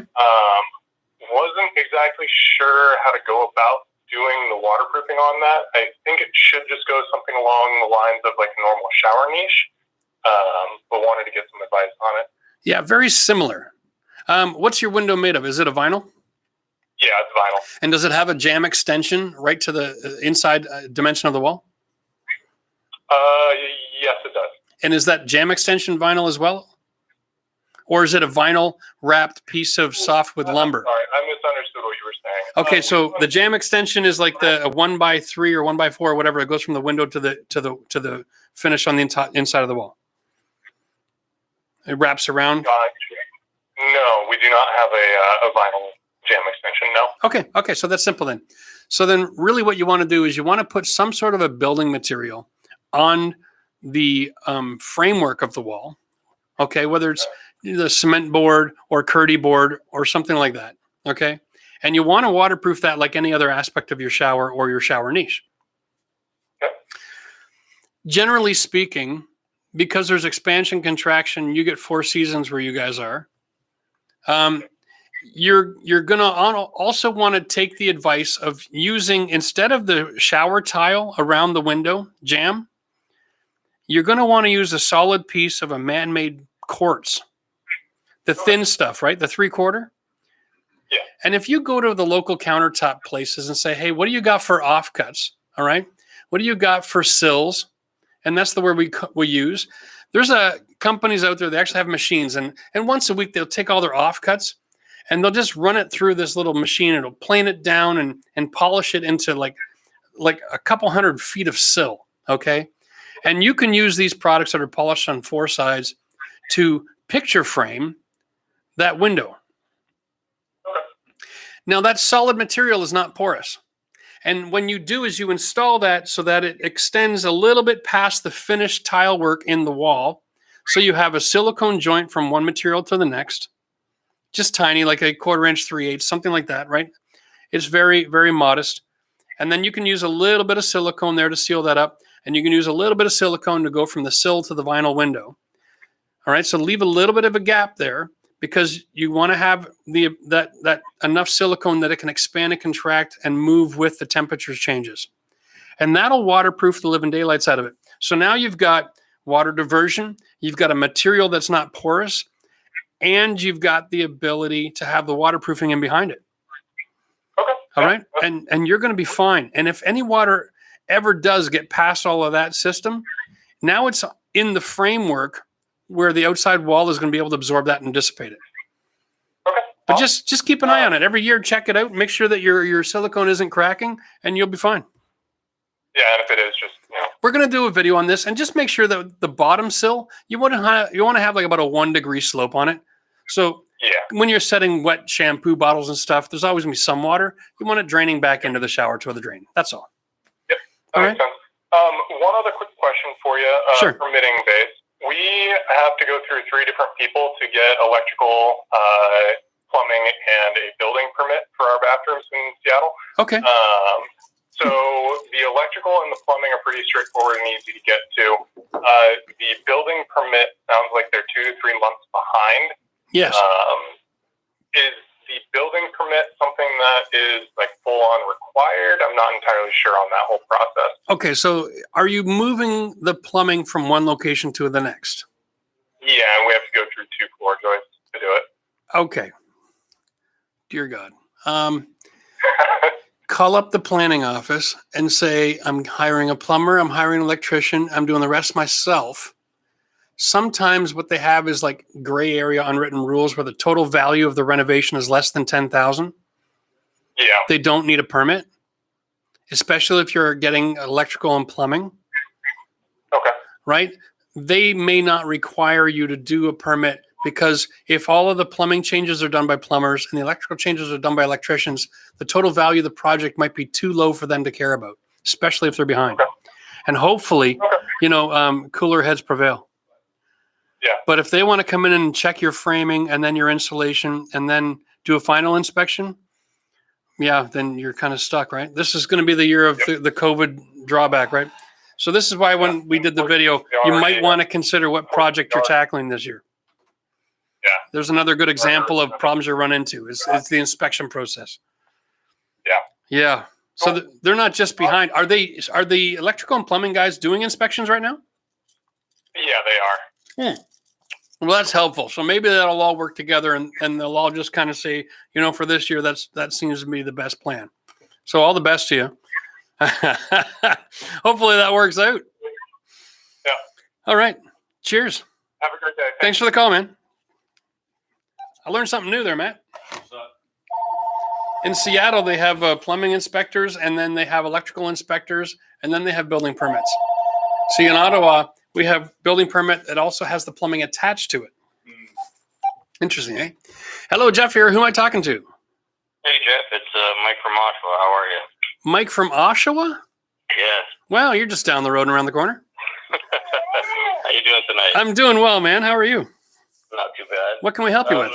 Just want to start off by saying thanks for doing this. It's a great idea, and I'm sure the people in Texas are going to really appreciate this. Well, this is just what we do, and we're Canadian. When you got a chance to help somebody, you don't turn around and walk away. Exactly.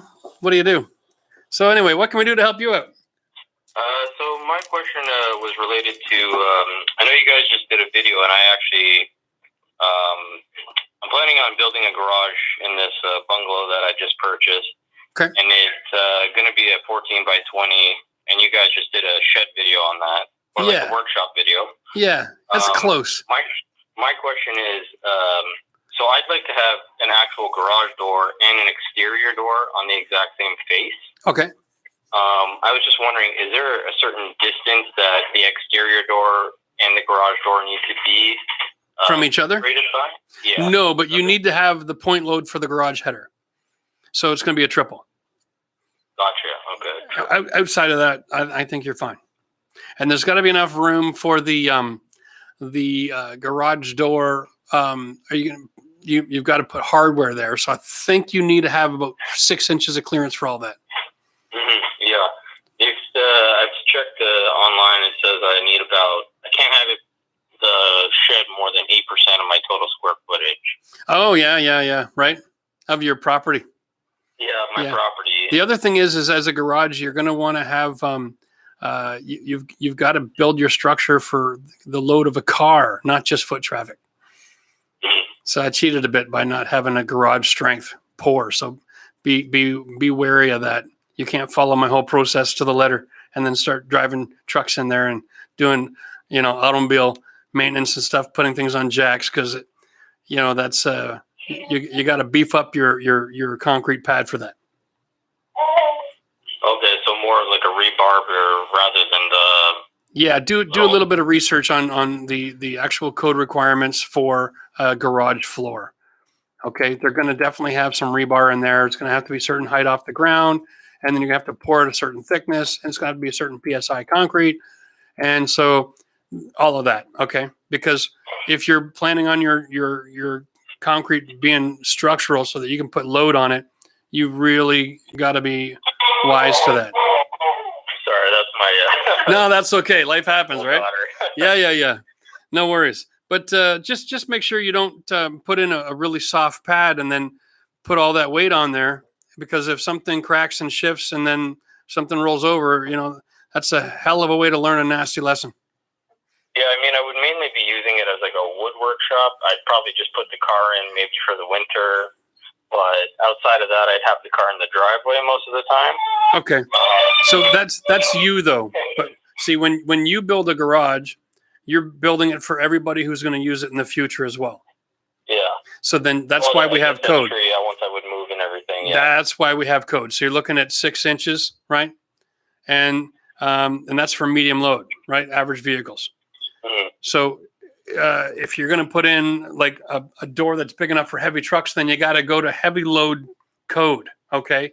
Which is a little bit more. And so just be really careful that when you're building something for somebody to use, It has to be able to perform at the maximum capacity of that structure's usefulness. Okay. So you might be building a garage for yourself and you have no intention of putting a car on a jack, but the next guy might. And his natural assumption is that that floor should be able to carry the load. And so that's why we have rules. Gotcha. Okay. All right.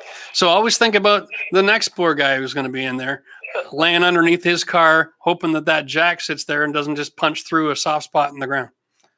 Yeah. Yeah. Now, just a quick follow-up. I also have I've never had one before, but this bungalow has a cold room, and they have a good seal, but I noticed earlier around December there was a little bit of water coming off the walls. Yes. Would I have to go out from the driveway or the flower bed to check that, or could I just put another coat of that sealant in there? Okay, so does your cold room have fresh air ventilation? Yeah, it has a little vent that goes outside, yeah. Okay, so here's the thing about a cold room. They're designed to be cold. Mm-hmm. All right?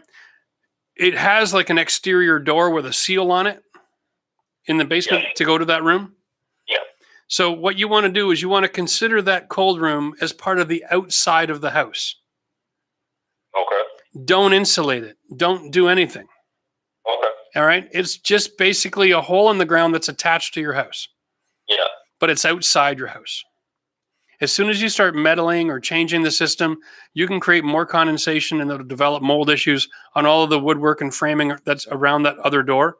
So it's best to leave the fresh air venting going. It's best to just leave it alone. I wouldn't even use a cold room anymore because we know too much about moisture and heat loss and all the rest of it. Mm-hmm. Just make sure that the exterior door's got a good seal. And if you want to use it as cold storage, fine. But man, those houses were built with those cold rooms back in the day when they had ice boxes and we delivered food and chunks of ice to people's homes, times have changed. Yeah, this house is 60 plus years old. Exactly. I have a woman across the street from me. She's an original owner. She's 95. So now we know what a cold room is for. It was for a different era. Right? So technology and storage and everything was different. And so it was necessary. And people would buy a box of oranges that was like 200 orange in a crate and they'd shove it in something like a cold room. Right? And that's where they'd get their fruit from. We don't operate like that anymore. And so we can't convert that room into livable space without completely enveloping everything about that room as part of the interior of the house. Yeah. And we don't even know if it has weeping tile around it. They didn't always do that either. That's what I said when I noticed that little bit of moisture going up from the walls to the ground. I just was wondering if I should try to seal it from the outside or the inside. Or Yeah, no, here's a wonderful thing. 4-season climate means there's most time in the year, it's dry enough outside that if there's moisture in that room, having that fresh air circulation, having that ability for relative humidity to migrate back and forth in and out of that room solves its own problem. Okay. All right. So you're 60 plus years now. It'll last another 60 plus if you just leave it alone. All right. Cheers, man. Good night. Yeah, you too. Thank you. All right. Wow. Here we go. We're doing 2 or 3 hours. I don't even know. I'm going to just kind of wing it. I think as long as the phone's ringing off the hook and we got great questions, I'm not in a hurry to go anywhere. Why not? All right, here we go. Hello, Jeff here. Who am I speaking with? Hey, Jeff. This is John from Philly. John from Philly. John, can you turn the volume off on the other device there so we don't get any feedback? Can you hear me now better? Yeah, I can hear you fine. I can hear myself a few seconds later. No worries. What can we do to help you out, John? Let me mute this part. All right, cool. Yeah, my friend and I are renovating a house for the first time.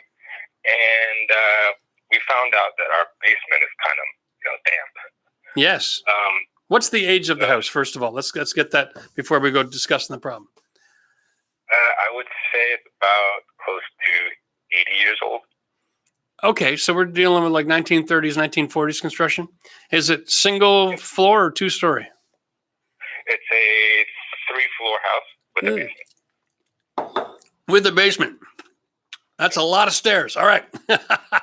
Okay. So now I got you. Now I know exactly what we're dealing with. So now you can go and tell me about whatever your problem is you want to try to solve here. Okay, cool.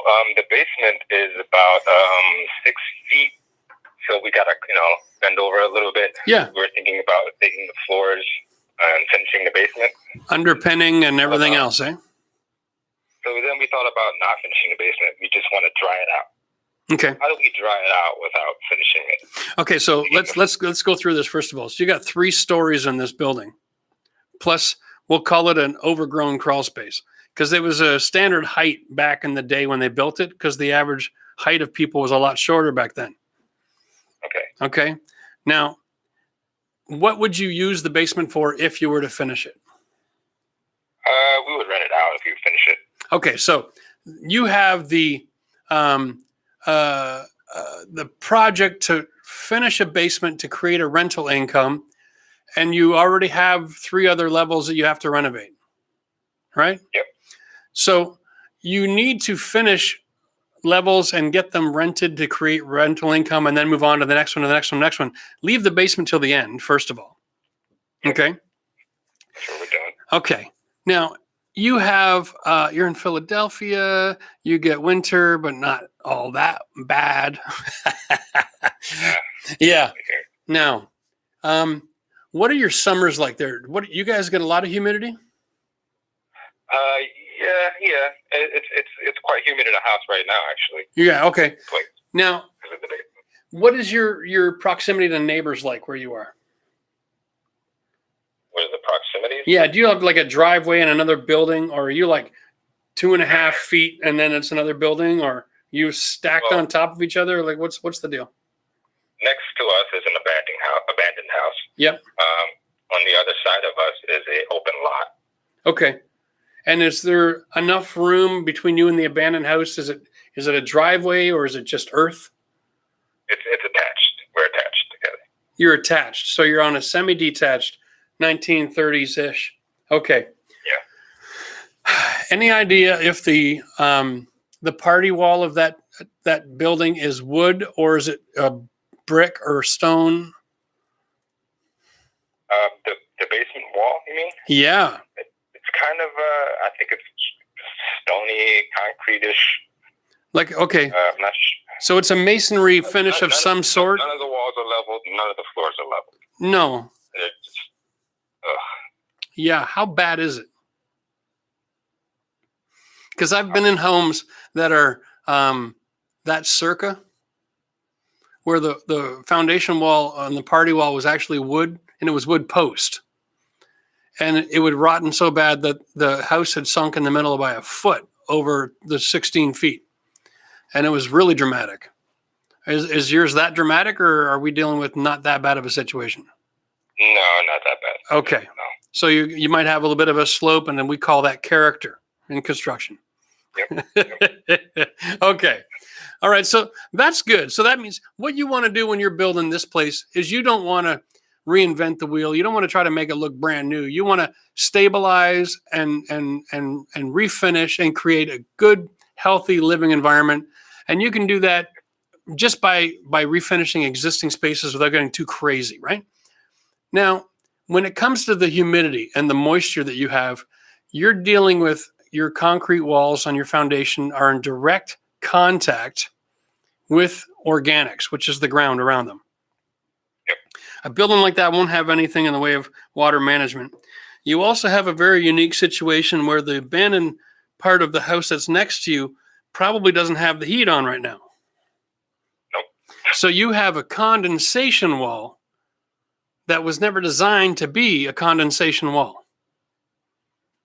Right. Make sense? Yep. So you actually, that party wall is actually an exterior wall to you right now, and it was never designed to be that way. It's not insulated.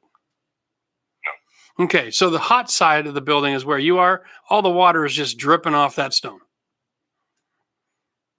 All right. So now you know, as long as that place is abandoned and it's wintertime, you need to insulate that wall. Because in the main floor and second and third floor, they'll have insulation in there, or they should, when you're renovating, make sure you do, because you're going to want to have like protection for quiet in the future, like soundproofing, right? And when you soundproof it, you'll also create a thermal break so that you're not having a condensation wall in between you and the abandoned side. Make sense? Yep. And in the basement, you want to just hang it like an insulation blanket, but the entire wall. So if it's 5 feet, get 2-3 foot blankets and do that whole wall, okay? And then do the rest of the exterior walls with like a 3 feet of blanket to get past the frost line, and that'll solve your moisture issue. What do you mean by blankets? Okay, so they actually make insulation blankets. It's kind of funny. It's like 3 or 4 feet wide, and it's fiberglass pink, and it's got an adhesive right to a vapor barrier, okay? And it's got extra plastic on it, and you can use that, and it comes on like 50-foot rolls. And so you can literally just hang it like a blanket on a wall, and it gives you an R12 or an R20 insulation in about 10 minutes.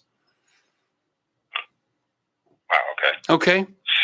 So if you were I know up here where I am at Home Depot, they don't sell it, but they do at Lowe's. Okay? And if you were to do like a Google search for commercial insulation suppliers or wholesale insulation suppliers, you'll find a company around here that sells to contractors. They got blankets laying around. They'll sell to you too. You'll just got to pay when you get there. But you can buy, if your party wall is like 30 or 40 feet, you buy a 50-foot roll of that insulation. You can run it all the way down that wall and do two runs, measure off your total linear footage and get that sealed up so that you no longer have heat loss from the basement to what's officially an exterior wall, because there's a building there that's not being heated. Right. And that'll stop the condensation issue.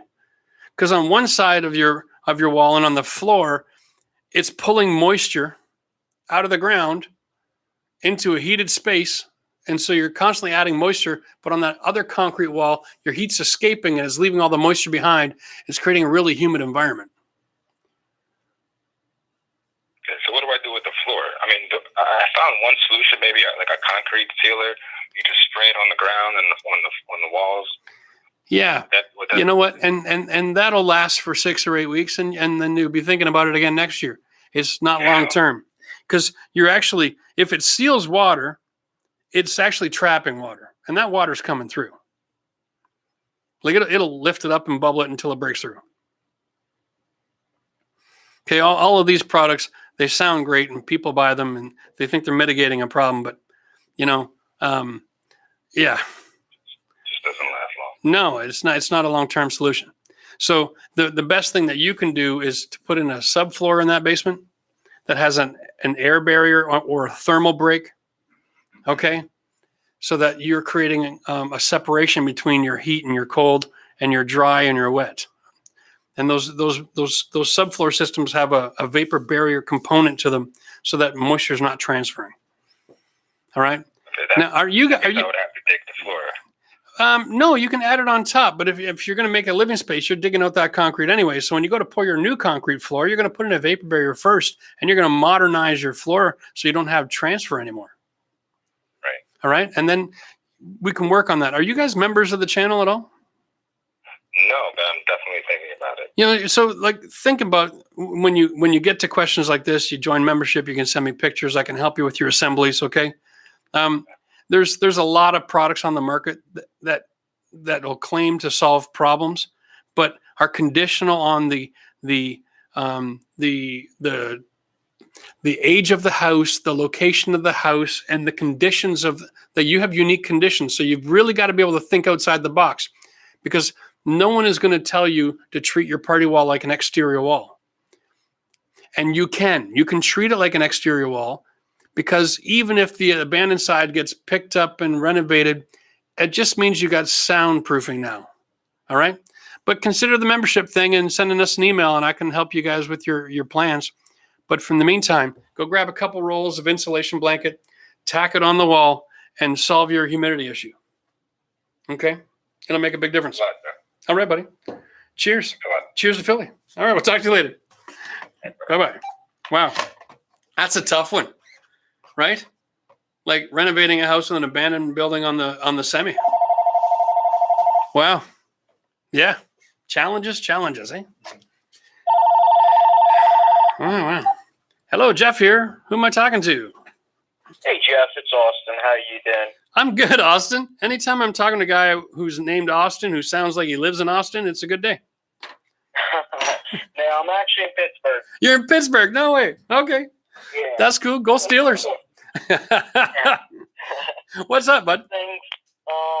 So I actually just got a house very young, 24. I actually got a house, pretty good area.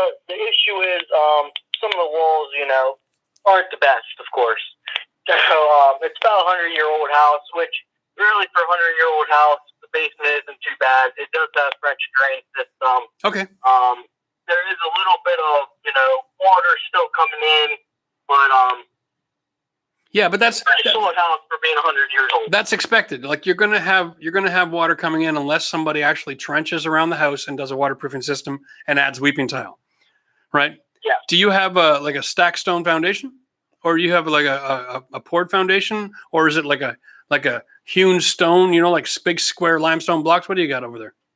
It's very odd. I would say it's definitely some kind of masonry or some kind of stone. I'm not too sure. Anytime I drill into it and, to mount any kind of wall or, any stud or anything like that, it is, more of a, wet stone kind of.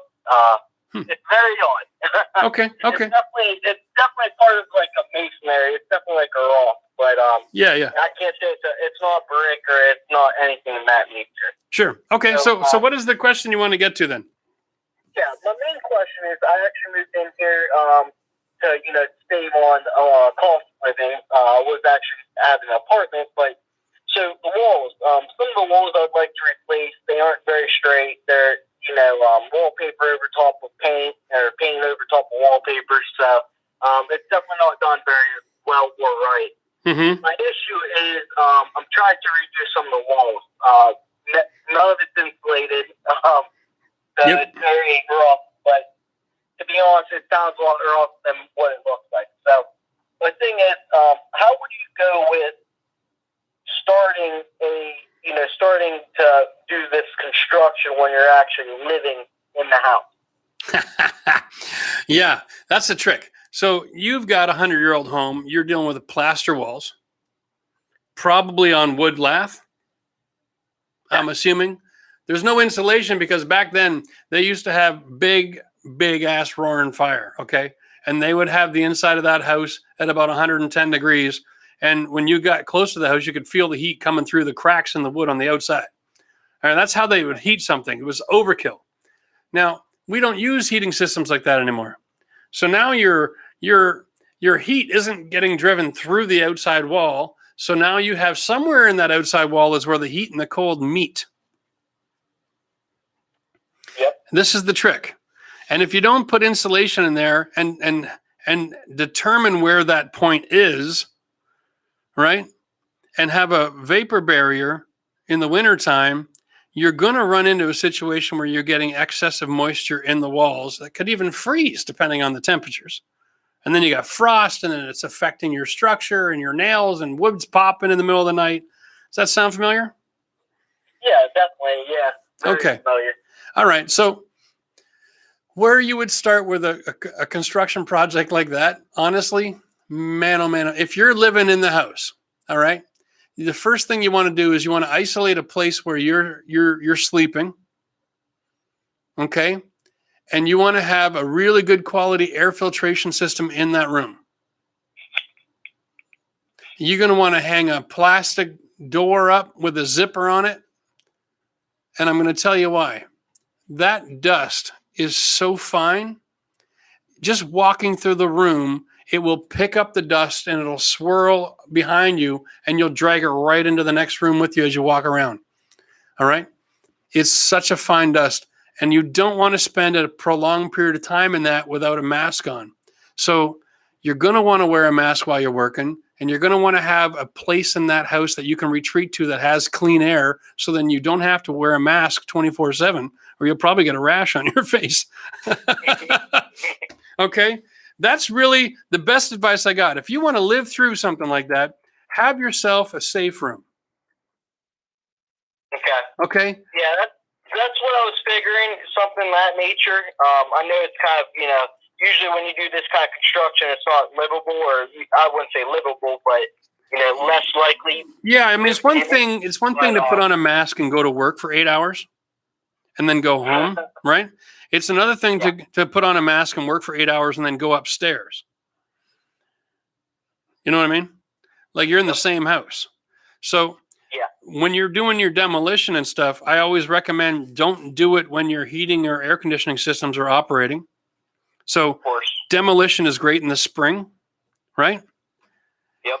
And in your situation, man, it's difficult, because when you start ripping things apart, your house loses value. So until it's repaired, it's not worth as much as when you bought it. Of course. Right? Yeah. So it's nice to work one room at a time, but at the same time, it's hard to change your house's mechanical systems one room at a time.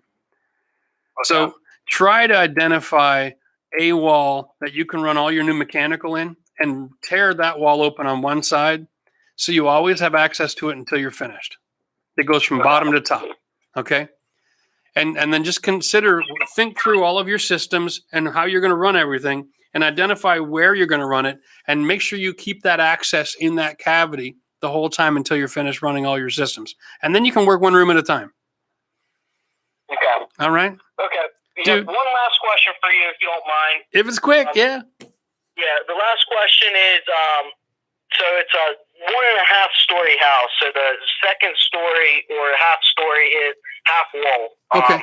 So there's two livable, two bedrooms up there, very small. They consider them bedrooms, no closet or anything. So, but they're half wall up to the, peak or the, peak of the house. Yeah, I get it.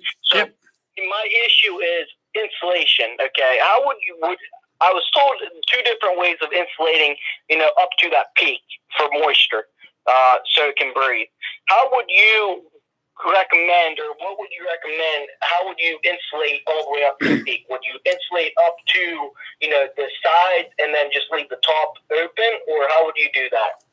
Well, it all depends. If you have a cathedral ceiling, and somewhere along the way you're going to flatten the top out and then have an actual attic space up there, or are you going to go right to the peak and follow the contour of the house? No, there is a flat area. Okay. So if you have a flat area, then you can treat it like this. Does your house have fresh air going into the soffit? Do you know? Yes, it does. Okay. So you want to put in fresh air baffles to maintain that fresh air space going up into the attic. And what that'll do is that'll help keep your house from getting too hot in the summer. It'll extend the life of your roof and your shingles. Okay? Okay. All right. That'll also help so your house doesn't overheat. But chances are, if it's 100 years old, it was built by actual 2x4 construction. Okay? And so then you can only get R14 insulation. But on your roof, you want to have more than that. So then what you would do is you would do bad insulation, and then you do a rigid foam, something like with an R5. Okay. And then you would create a thermal break over all your framing with that rigid foam, so that you don't have insulation stud, and you have a thermal break with that foam. And it actually works so efficiently that it makes it feel like you got an R30 insulation. All right? But it's even though it's only R20. And that way you get the proper code requirement for insulation nowadays and a thermal break. And you only lose maybe 1.5 inches or 2 inches, whatever it is. Yeah. Yep. Okay. So that's the way to do it. Okay. And that'll work out really well. And you're not going to have issues developing from that system. Okay. And then you don't have to go to the next step, which would be to go spray foam. Yeah. So this is the DIY way to insulate versus the budget's not an issue. Spray foam is always an issue if you have a budget. If you're a millionaire and you're on TV, they just use spray foam like it's going out of style. But for most people, spray foam in the whole attic of a house on a DIY reno is just a huge expense. Yeah, it costs more than all of the appliances going in the home, and that doesn't make good sense for a lot of folk. Yeah. But so batt and rigid foam, that'll take care of you real good, bud. Okay. All right. All right, man. I appreciate it. Cheers. All right. Well, all the best. Thanks. All right. Bye-bye. Wow. See, this is real people with real budgets, right? I have what it makes to get the business card because he's going out. Okay. Is that cool with you? Yeah, you go ahead. I got this. Calls? Just leave me on current, and so everything keeps going. Oh yeah, I'm gonna give the mouse. There we go. Well, Matt's got to head out, everybody. So now I'm running this show solo. First time I'm down. First thing I gotta do is answer the phone. All right. Hello, Jeff here. Who am I talking to? Hey, Jeff, it's Mike. I was calling because I had a question with a project I'm doing. Yeah, Mike. What's up? I'm soundproofing a room in my home, and to do it, I'm utilizing the digging channel, and I was installing drywall off.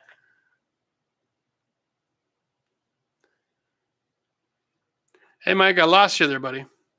When Mike, if you call back, make sure you turn off the volume off the other device, so that we don't have that sound going. Guys, if you're going to call, you got to turn whatever your TV or your computer or your phone, whatever, turn off mute the stream, okay? All right. Hello, Jeff here. Who am I talking to?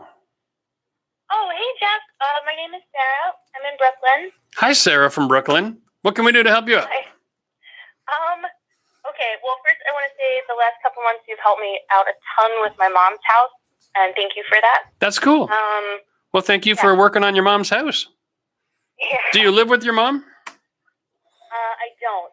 Wow. Okay. I'm kind of the person in the family that takes care of everything. So. Right. So, wow. Cool. But sorry, I'm calling today because I live in a loft. It is a converted warehouse building. Okay. I've been here for like 10 years, and I've fixed up a bunch of stuff, probably in not great ways. But hey, join the club. All right. You just became normal. Yeah. That's okay. So my big question is that, excuse me. So the building is 2 stories. I'm on the 2nd floor, and so our ceiling is the roof. Yes, it's a flat roof. I take it. Exposed beams, just like the wood, and then the roof. And every year we suffer a horrible heat. We lose a ton of our heat when it's cold out. Mm-hmm. And I just keep thinking, like, I need to do something about this because every season the weather's getting more extreme. Yes. And the thing that's also frustrating is that it's 14-foot ceilings, and the footprint of the apartment itself is about 1,500 square feet. Whoever was here before me built a bunch of internal rooms, so I can't get like one of those machines that lifts drywall up to the ceiling or anything like that. Okay. Yeah. So you're looking for a solution that's ladder based. Yeah, and like probably put some kind of insulation or thing, you know. Okay. And I'm just looking for help because I don't know how to do any of this stuff. Wow, there may not be a lot of options for you for doing it yourself. Mm-hmm. You ever been to the local swimming pool and you look up at the roof and you see spray foam insulation kind of look product? I think I know what you're talking about. Yeah, it's like acoustic as well, but it's also an insulator. Now, there's all kinds of solutions, but being a ladder-based solution means you need a team. Mm-hmm. You know, right? Sure. I mean, I could definitely recruit some friends or roommate or something like that. I tend to do most of the things, but you know, if I need help, I get help. What is your heating system that you're using? It's just a big, like, forced air, industrial style kind of. Is it coming out of the ceiling? Really not great. No, it's on the floor. It just like plugs into one of the outlets. Okay. Provided as part of the apartment, but it's terrible. And no, that's fine. That's fine. Using space heaters all over the place, you know. Yeah. Yep. So there's. Do you have any fans installed?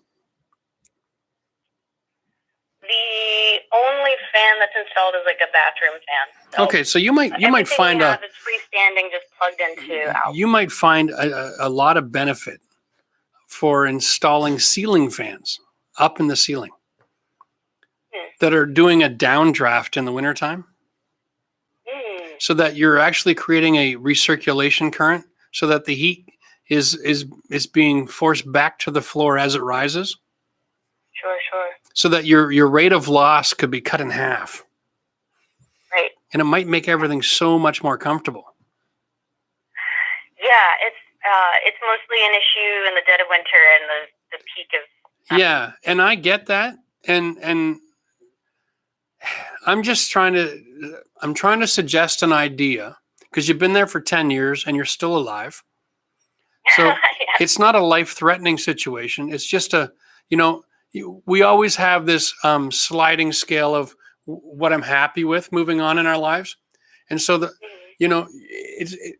first year you probably didn't even give a rip about the heat. You're just like, I got an all loft apartment, right? And then now you're at the point where it's like, well, I wish it wasn't so bloody cold here in the wintertime. And so I would suggest try installing a couple of ceiling fans because one electrician can get up on a ladder, wire up and install a couple of fans in a couple hours, and it's really low cost. And you might find the next winter that that's enough that it doesn't warrant going into the $20,000 to $30,000 range to put in a proper new ceiling insulation and everything else when you can't get proper equipment up there. Yeah. The labor to do that is going to kill you. But a couple of ceiling fans, if that takes you back to year one happy, maybe that would be a great way to invest and if it doesn't work next year, oh well, now you know you're going to be going to 15, 20 grand to get it done. Sure. But then you can decide if it's worth 15 or 20 grand or, maybe sell the loft in the spring and find a new place. But you understand what I'm saying? Like sometimes it's not a real problem. It's just like we can run out of problems and we're always trying to improve. It's part of our human condition.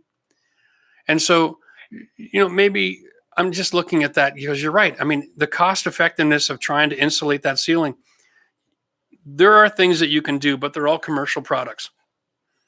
Yeah. And every one of those is going to cost you an arm and a leg. I know. And I mean, thank you so much because I'm trying to have as many creative ideas as I can. And it's like my scope of understanding is only so much. Yeah. So if you just think about heat. Or a creative thought on YouTube, it's just like, do this or do right. that. And you could staple socks on your roof and everything else, but it may not work. But the idea of having the heat rising, if you've ever been to, in an old church with a big cathedral ceiling? Yeah. A lot of times those old churches don't even have insulation. They're just wood plank and then shingles. And the way they stay warm in the winter is they have the ceiling fans all across the ceiling. And they just push the heat right back where it came from. So that actually does work. I mean, it's been used for 100 years. So I would consider just trying a couple of ceiling fans and then see what the next year is like. And, and then all the money you save, I mean, that's a European vacation just waiting to happen after COVID's over, Oh, I can't wait to get out of here. Yeah, I hear you. We're all ready to travel. It's going to be the weirdest thing because we're not going to be able to find enough pilots to move us all around fast enough when we're done. All right. But hopefully that helps. But I mean, all your other solutions are going to be very commercial based and very expensive. So I'm a practical guy. If I can solve a problem that's been there for 10 years with a practical solution, I think it's worth trying a few $100 solution before you go to the multiple thousands. Yeah, I mean, hey, I'm all about it. Right. I mean, that's a great suggestion. I'm into it. Thank you so much. Very cool. All right. Well, thanks for the call. All right. Bye-bye. Thank you. Cheers. There we go. Another satisfied customer. You got to love it when there's actually a solution that's been being used. And I'm not here to make any money off the answer. So, I don't have to sell her the $30,000 solution to the problem. Hello, Jeff here. What can I do to help you out? Oh, hey, Jeff. I'm calling you from Hamilton. I had a quick plumbing question I was wondering if you could help with. Hamilton, Ontario. Yes, sir. Nice. Steeltown boy. What's going on in your house? You got a plumbing question. Oh, my. Yeah. Do you still call yourself Steeltown even though we don't do steel down there anymore? I got here about 3 months ago, so I don't know what I call us here. Just stuck in the middle, maybe. I don't know. Yeah. All right. I had to get out of the big city and get somewhere a little bit more comfortable. So.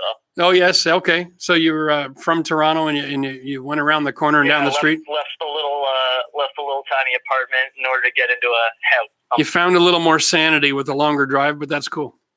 Yeah, exactly. All right. Well, hit me up with your question. Let's figure this out. Well, I'm putting in a bar in the basement, of course. Obligatory. First thing you do when you get more space is add a bar, right? I'm just trying to figure out the venting for the plumbing, just because I'm new to the plumbing idea. I think I found the pipe that vents the bathrooms upstairs. Yep. But I am not sure, like, can I just cut into that vent, run it over to the bar sink, and then run that into my stack that drains as well? Okay, so here's the thing. We've got a stack here. It's got a 2-inch pipe coming off of it to the left and an 1.5 inches coming off to the right. Okay. And I'm just planning on cutting the 2-inch pipe. Yep. And then running that into the bar. Okay, so here's the thing about plumbing that's kind of freaky. What's the age of the house, first of all? It's 1989. 1989. So at least we're dealing with modern building code as far as plumbing is concerned. It's all ABS, black pipe? Yeah, all ABS. Okay. You have a 3-inch wide pipe, and that is your toilet. That's your main stack. Is that anywhere near your bar? Yeah, it's like 4 feet from where the bar is going to be, or less. Okay, and so above the bar, do you have a bathroom or a kitchen? Basically, yeah, it's like above and behind a little bit. Okay. The bathrooms. We have 3 bathrooms that are all kind of on top. Okay. On top of each other. So these 2-inch and 1.5-inch lines. Yep. The 2-inch line is most likely a drain. Okay. Just Okay. the drain, not the vent. It's really tricky because the building code allows the 3-inch stack is the vent. Okay. Okay. Ultimately, that 3-inch stack goes all the way out through the roof. Okay, yeah, that makes sense. Okay. So if you can tie into that 3-inch stack with a vent line for your bar, all you got to do is just communicate with the people in the house. Nobody gets to use the toilet for the next hour while I cut in. And okay. That's your guarantee. Yeah, that's easier than doing the 2-inch. I just thought, because I'm going to run the drain line from the bar over to the 3-inch stack. And you can. And you can tie that in and just make sure you have a bit of slope there, 1 degree heading down. And if you're within 3 feet of that stack, you don't even need to add a vent. Okay. Okay. Might be. I have to wrap it around a wall. That's the only reason I'm not sure if I'll be within 3 feet. Okay. So because after a certain distance, you start building up pressure. And then when you use water, it creates vacuum and then it sucks the water out of the P-trap and the gases come in. So you don't want that. Yeah. All right. So if it's even close, just add the vent because the stack can be the drain at the height of the sink. And then you got to bring your vent above the height of your counter, at least, preferably 6 inches. And then you can go over and tie that into the stack, and that can become your vent. Now, okay, so I just tie into the stack twice, basically. Yeah.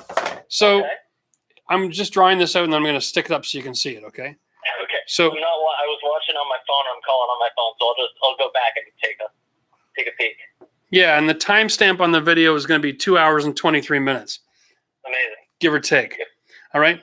And so you have that, and then you have this. Now here's the fitting. All right. So I'm going to hold this up and I'm going to explain for the folks outside. And then when you watch back, it'll be real time for you and it'll be a lot easier. But you've got a P-trap here and it comes into a 3-inch T. Okay. And so the T comes square, it comes perpendicular from the main stack. And you can go from 3 to 1.5 inch and take in a drain. After the P-trap, before it goes into that T, you put another 1.5 inch T and you bring up a vent line, nice and tall. And then you come across, and then it goes into a new fitting that cuts into the pipe. Okay, it cuts into the stack. It's a TY, and what that is, it's the same thing, only it comes in, enters at 45 degrees, so that you don't run the risk of anything coming down that 3-inch pipe, working its way into your vent stack to the sink. Okay. Okay. All right, and that's it. And there you go.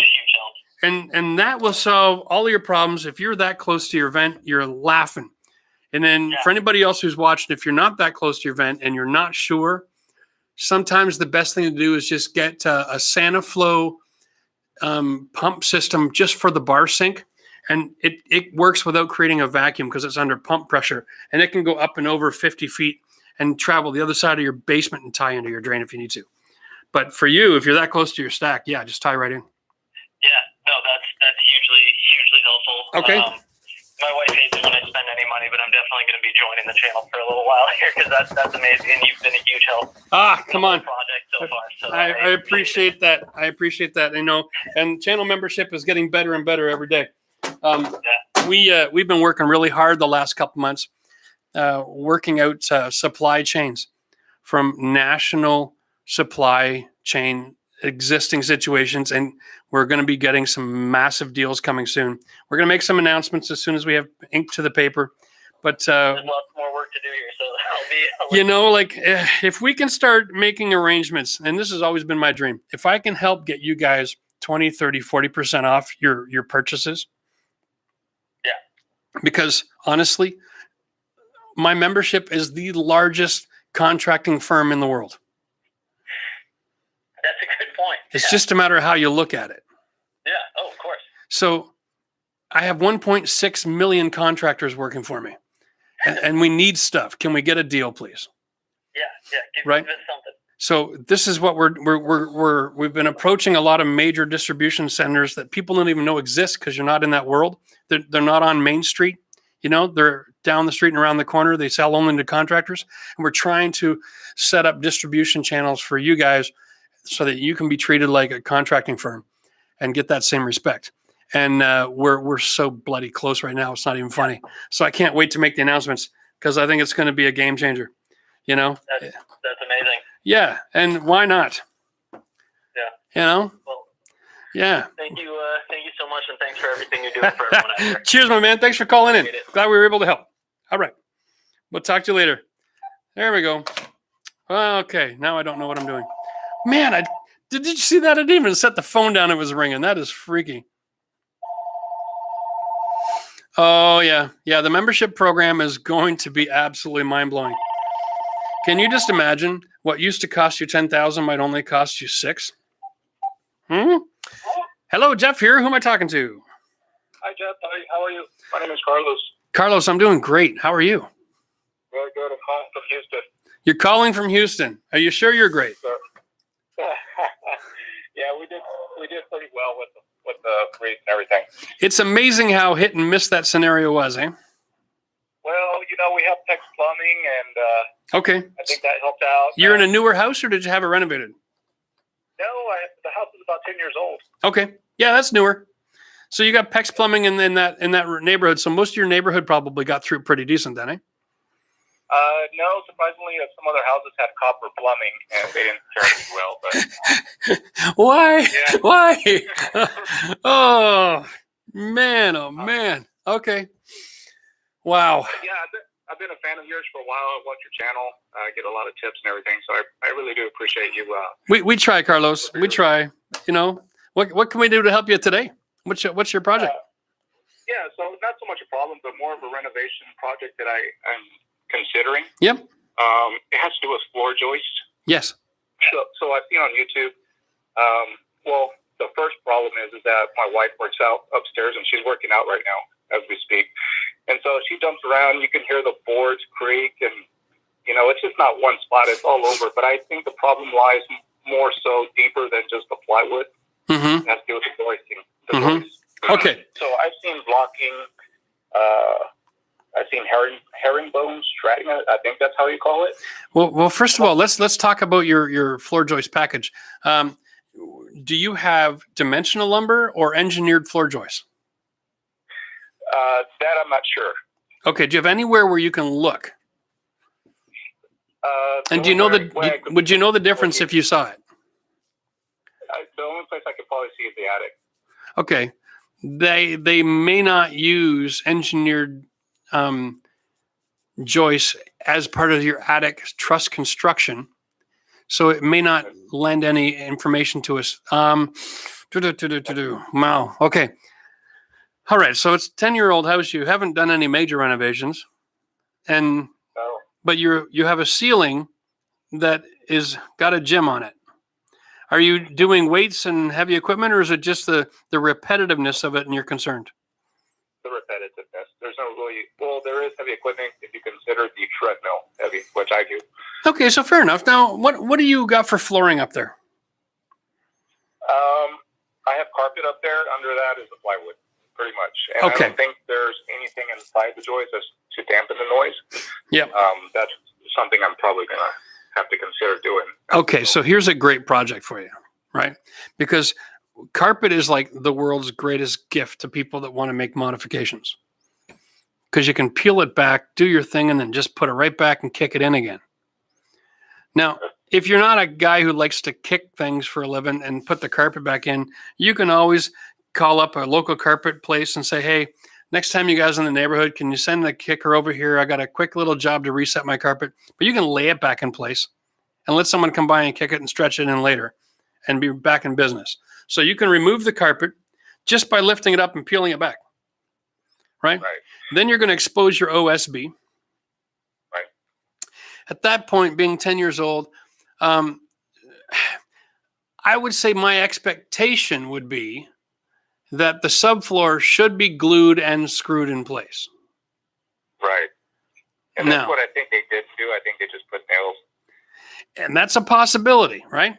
Now, if it's not screwed and glued, then your impact can be an issue. But if it's not screwed and glued, that means it's so much easier for you to lift it up.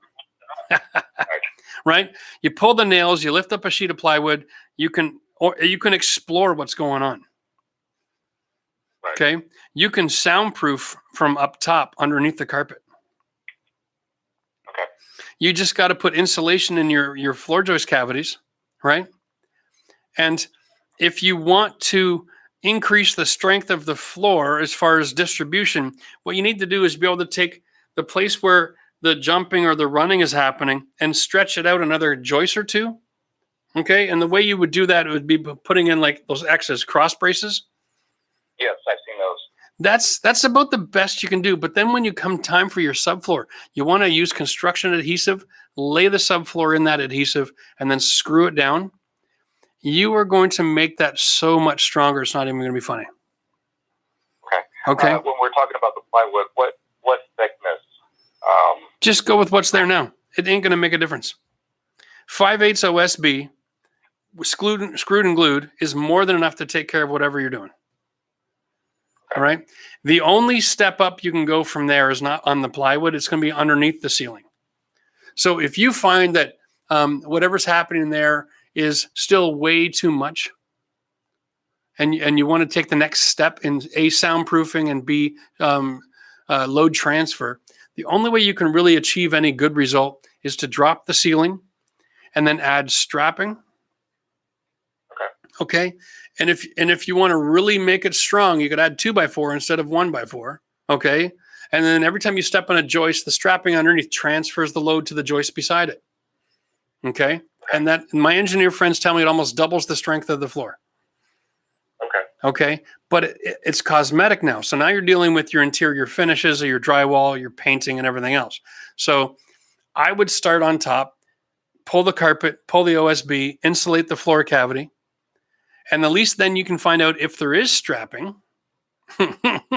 Right? You don't really know. They might have just gone drywall right to the floor joist package. Right. And if they did, and there's no strapping, then you're going to want it. Okay. Now, if you add strapping underneath, right over top of the drywall, you don't even have to rip it out. And then you can add drywall over top of that again. Okay. So you don't even have a demolition. Okay. You just use screws when you're installing it, and you can transfer load from one joist to the next. And it also gives you an ability to put in 5/8 drywall, which has got fiberglass reinforcement. And that has so many different directions of the fiberglass. It actually really, it makes the sound travel so much further and so much harder. It really is a soundproofer as well. Okay. Okay. So there's all these different layers. It all comes down to, where do you get the biggest bang for your buck? It's going to be from insulation and from opening up the floor on top, because then you understand how your house is built. And once you've got that, you can get back in touch with me and say, okay, now this is what I'm dealing with, and this is my goal, right? Insulation did decent, but we want to take it to this level. How do I get there? And then I can help you out with your assembly. Sounds great. All right, but do the quick, obvious, simple one that doesn't disrupt everything, because you can pull it apart and put it back together the same day. Even if you don't do the work, just to do the investigation. Gotcha. because the last thing you want to do is interrupt the workout routine. Well, that carpet is going to go in the trash anyways. We're not big fans of it anyway. I really don't. Right, but it's something you can just roll back right out, right, and then at least the room is clean and usable. Sure. So you got an opportunity to do an inspection and then come up with a proper plan, and then you can execute the plan when you're ready. Yes. But if the worst thing that happens is the carpet isn't tucked in at the baseboards, in the meantime, that's not the end of the world, eh? Right. All right. Thank you. Very cool. Well, thanks for the call. I like to, I'm a big problem solver fan. I love doing that kind of stuff. All right. All right. So much. Well, We'll see you. well, cheers, my friend. You take care. All right. Wow. That was cool. There we go. And I want to just back up here. We had Kurt and the Modern Hippie both join the membership program here. That is awesome. I should mention, if I save you tens of thousands of dollars on your renovation and you want to join the membership program, we have 4 different levels. In case you wanted to really show your appreciation, feel free. I don't do anything different at those 4 levels, but you can feel free to, join us whatever level you like. Hello, Jeff here. Who am I talking to? Hey, Jason Black. Jason. That's cool, man. Wow. So what's up? I'm surprised I got through. Yeah, the phone's been ringing off the hook, eh? Yeah, Dad. I was surprised it was dead for a second. I was like, oh, I got to call now. I've got a good one for you. I'm in Southeast Texas. Okay. And like Corpus Christi over there? Or? Everything froze up here, but I put in PEX a few years ago myself. Okay. And at the start of this project I'm still on, I was attacked by subterranean termites. So that was fun. Like personally? Well, no, personally. My house. Okay, all right. I was like, I'm trying to visualize that. And I'm like, wow. Yeah. They got some attitude, those things. They're all over the place. Yeah. Okay. Let's see. I don't even know where to start. Basically, I'm a disabled vet. I'm on like $1,600 a month budget. Yeah. So imagine that. Yep. Which most of that goes to bills and food. Gotcha. But I save up and I buy the tools I need for the next project, and then I buy the supplies, and then I go to work. But I have a bad back, so my work schedule is do about 6 hours of work, and then my body shuts down for 2 days, and then I wake up and go, oh, I guess I took a nap. Wow. Okay, so what's the age of the house that you're living in? I think it was like 60-something it was built. Okay, so old enough that it's got some outdated systems, but new enough that at least it's not 100 years old. Okay. Oh, yeah. All right. Now my current project, because I can't really do every floor in the house, I've got to replace at least 10 joists that I've counted so far. Mm-hmm. But I have to level the house before I get to that. So I'm doing what I can until I do that, which I'm having to do everything myself, obviously, with that kind of budget. Right. But right now my project, and just to ease my mind because it's stressing me out, I'm redoing the electrical. Okay. And I have a 13, I guess you call it a circuit breaker box. Yep. And my problem is I don't know how to set up. I don't know. I'm not confident on my own to divvy out the circuit, to divide up the circuit. Okay. And then you have to have dedicated circuit. Yeah, there's a lot of stuff there to know to do it right and do it safe, right? Right. Okay. And I mean, I'm going to do it right. I'm not going to do it to code because I'm not adding. I mean, my room, if the room isn't longer than 15 feet, it's got 2 plugs in it. Yep. Yep.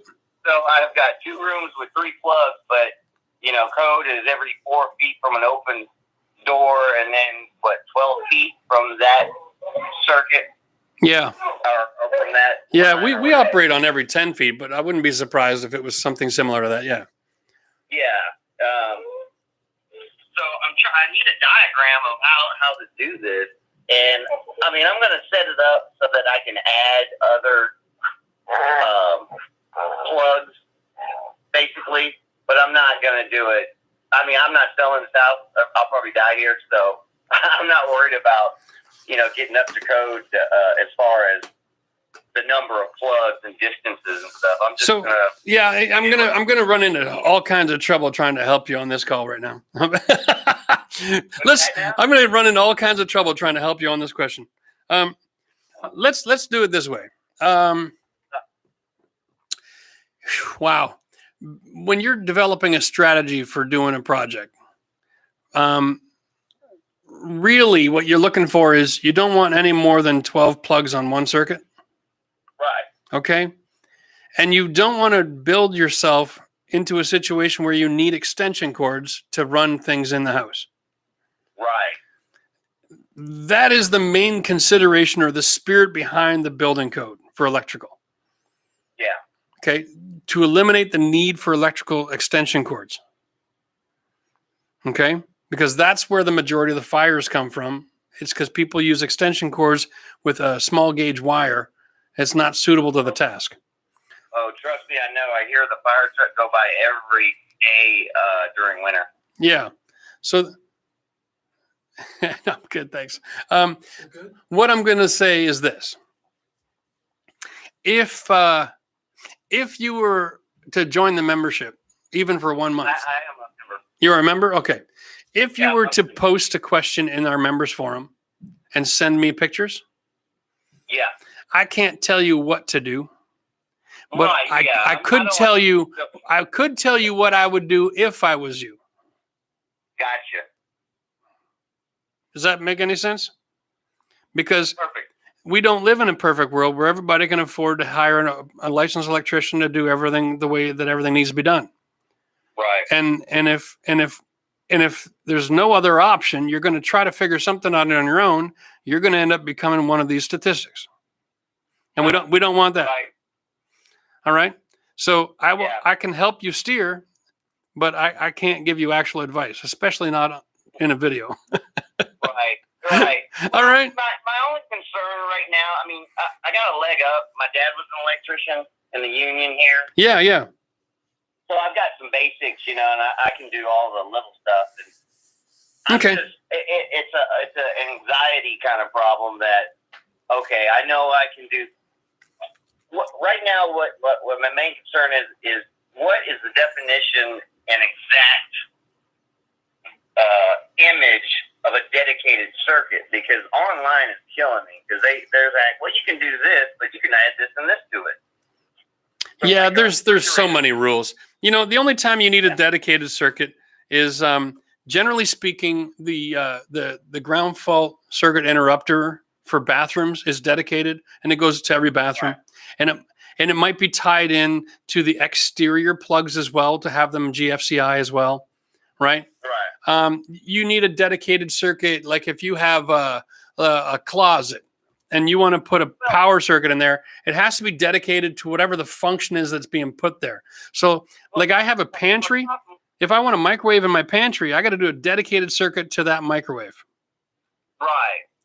And see, I get all that, but when it says dedicated circuit to, let's for example, this would be the best example, the dedicated circuit for a refrigerator. Yes. All right, so I can put the refrigerator on it, but is that it, or can I do the refrigerator and also the freezer, which is a separate appliance? No, you need two dedicated circuits.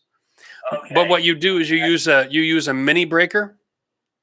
So one slot you can have two breakers switches on it, because dedicated circuits like that don't need to have arc fault or ground fault. So you can use the space saver breakers, and they don't take up much space. Exactly, and that's where you use those things, right? So by the time you take out a couple of appliances and where I am are counter plugs. I can have two counter plugs on the same circuit if I run it with a 12-2 wire. So that helps in the kitchens. Mine's going to be 12 too. By the time you're done that, you need 2 circuits for plugs and 2 circuits for lights. So it's not that big of a deal. So now this is the thing with the dedicated circuit. Is it just that one object is on it? So the counter plug would be by itself, and I couldn't tie in a light switch and a light, especially with the LEDs these days. Yeah, in theory you can, but in actual practice, you don't want to get into doing that. Okay. Yeah. That's what I needed. Yeah. The research is online telling me. You know what? The best thing to do is just hit me up in the membership program there in the forum. Ask your questions there. We can go back and forth and talk about it, and I can help steer. I can be like a backseat driver, and without taking on any liability. Yeah. I can share stories of what I've seen done and all that kind of stuff, but I just can't tell you exactly what you should do. Oh yeah, I get it. All right.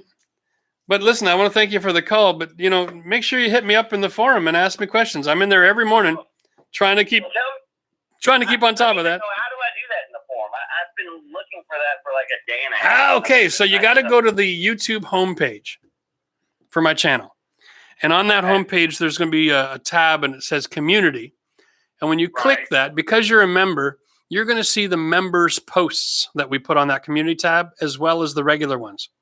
And those members' posts are updated regular. So you might have to go down 3 or 4 posts.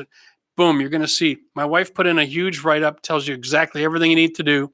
So you can go to the forum. The passcode is there, and all the steps you need to take. And then once you're signed up and registered there, you can just go there anytime and ask me a question. Oh, great. Yeah, I'll send you the fun photos that I have. Yeah, for sure. I'm looking forward to it. All right? I'm gonna take another call. So and a really big thanks for doing all this in Texas. Hey, my pleasure, man. Happy to help people who need the help. That's just how it works. Yeah, there's a lot of people that it was bad. Yeah, I know. I've been taking the calls. Trust me, I've heard it all. Yeah. All right, my man. We'll talk to you later. Best of luck. All right, you take care. All right, Bye-bye. cheers. Wow, there we go. Hey, we got another person. Welcome to the membership program. GN, whatever that stands for, and Timothy joined as well. That's cool. Wow, we're going to take another call. I got about 10 or 12 minutes left, guys, so, man. Hello, Jeff here. Who am I speaking with? Hey, Jeff, it's Mike again. The call dropped on the first call. I was really calling, long story short, because I have this soundproof wall that I'm working on, and I'm using Renovation channels. Yes. When I was screwing into the Renovation channels to install drywall, the 5/8 drywall, I missed a couple holes. So now I got holes from one end of the drywall all the way to the other end. My question is, what is the best way to fix this issue? Yeah. Easy. Because I know it's mudding, but I know with STC rating, the details matter. So I wanna make sure this is 100%. Yeah, the details do matter, but you know what? When it comes to a drywall hole, the best way to fix it is you want to fill the hole. So in order to do that, you got to create a divot. So you take the handle of your tool, which should have a metal end, and it should be rounded. And we just use that and we just rub the hole a little bit and create a bit of a bowl effect so that we have something we can fill. Because every time you miss a screw, you always have a raised surface on the wall. So if you run your knife over it, you'll catch it. And it's perfectly acceptable to fill the screw hole with drywall compound as long as you dent it in first and you're not going to affect your rating. Oh, just with the handle, just kind of rub it in and put some pressure so it makes a bowl. You just want to dent it a little bit, really, is what you want to do. Yeah, you just want to create a little dent so that you can fill it, and then you'll be fine. Push into it or like rub it with pressure? You rub it with pressure. Rub it, whatever it takes to make the dent. Some people don't have to work as hard as others, but, it all depends on a few factors. But as long as you can create a little dent, where with you take your knife and you run it over the surface, if you're not catching anything, then you've got enough of a dent that you can fill it. Oh, just do that and then go ahead. Should this exposed drywall compound dust itself, or should just rub over onto the paper? Like, should it break the paper, or should it not? Just make enough of a dent that your knife doesn't catch the hole, and it doesn't have to be deep. Just a little bit of a dent, and you're going to be good. Okay. All right. Cheers, and thanks for calling back. Thanks, Jim. All right, buddy. Bye-bye. Well, I'm sorry you couldn't really hear what was going on there, maybe, but Mike had a series of holes in his soundproof wall that he's doing, and he wanted to know how to close that up proper. So I don't know if we've ever showed that in a video. I'm filming tomorrow. Maybe I'll have to show that in that drywall, in that video. Oh, hang on. Hello? Oh, whoever that was is gone. All right. Well, we got a few minutes. Oh, wow. How's everybody doing in the chat here? Oh, wow. Yeah, you know what? It's 10 to 8. I'm feeling like it's pretty much the end of my night. To be honest with you, thanks for hanging out with us tonight. We just did 2 hours and 45 minutes of question and answer.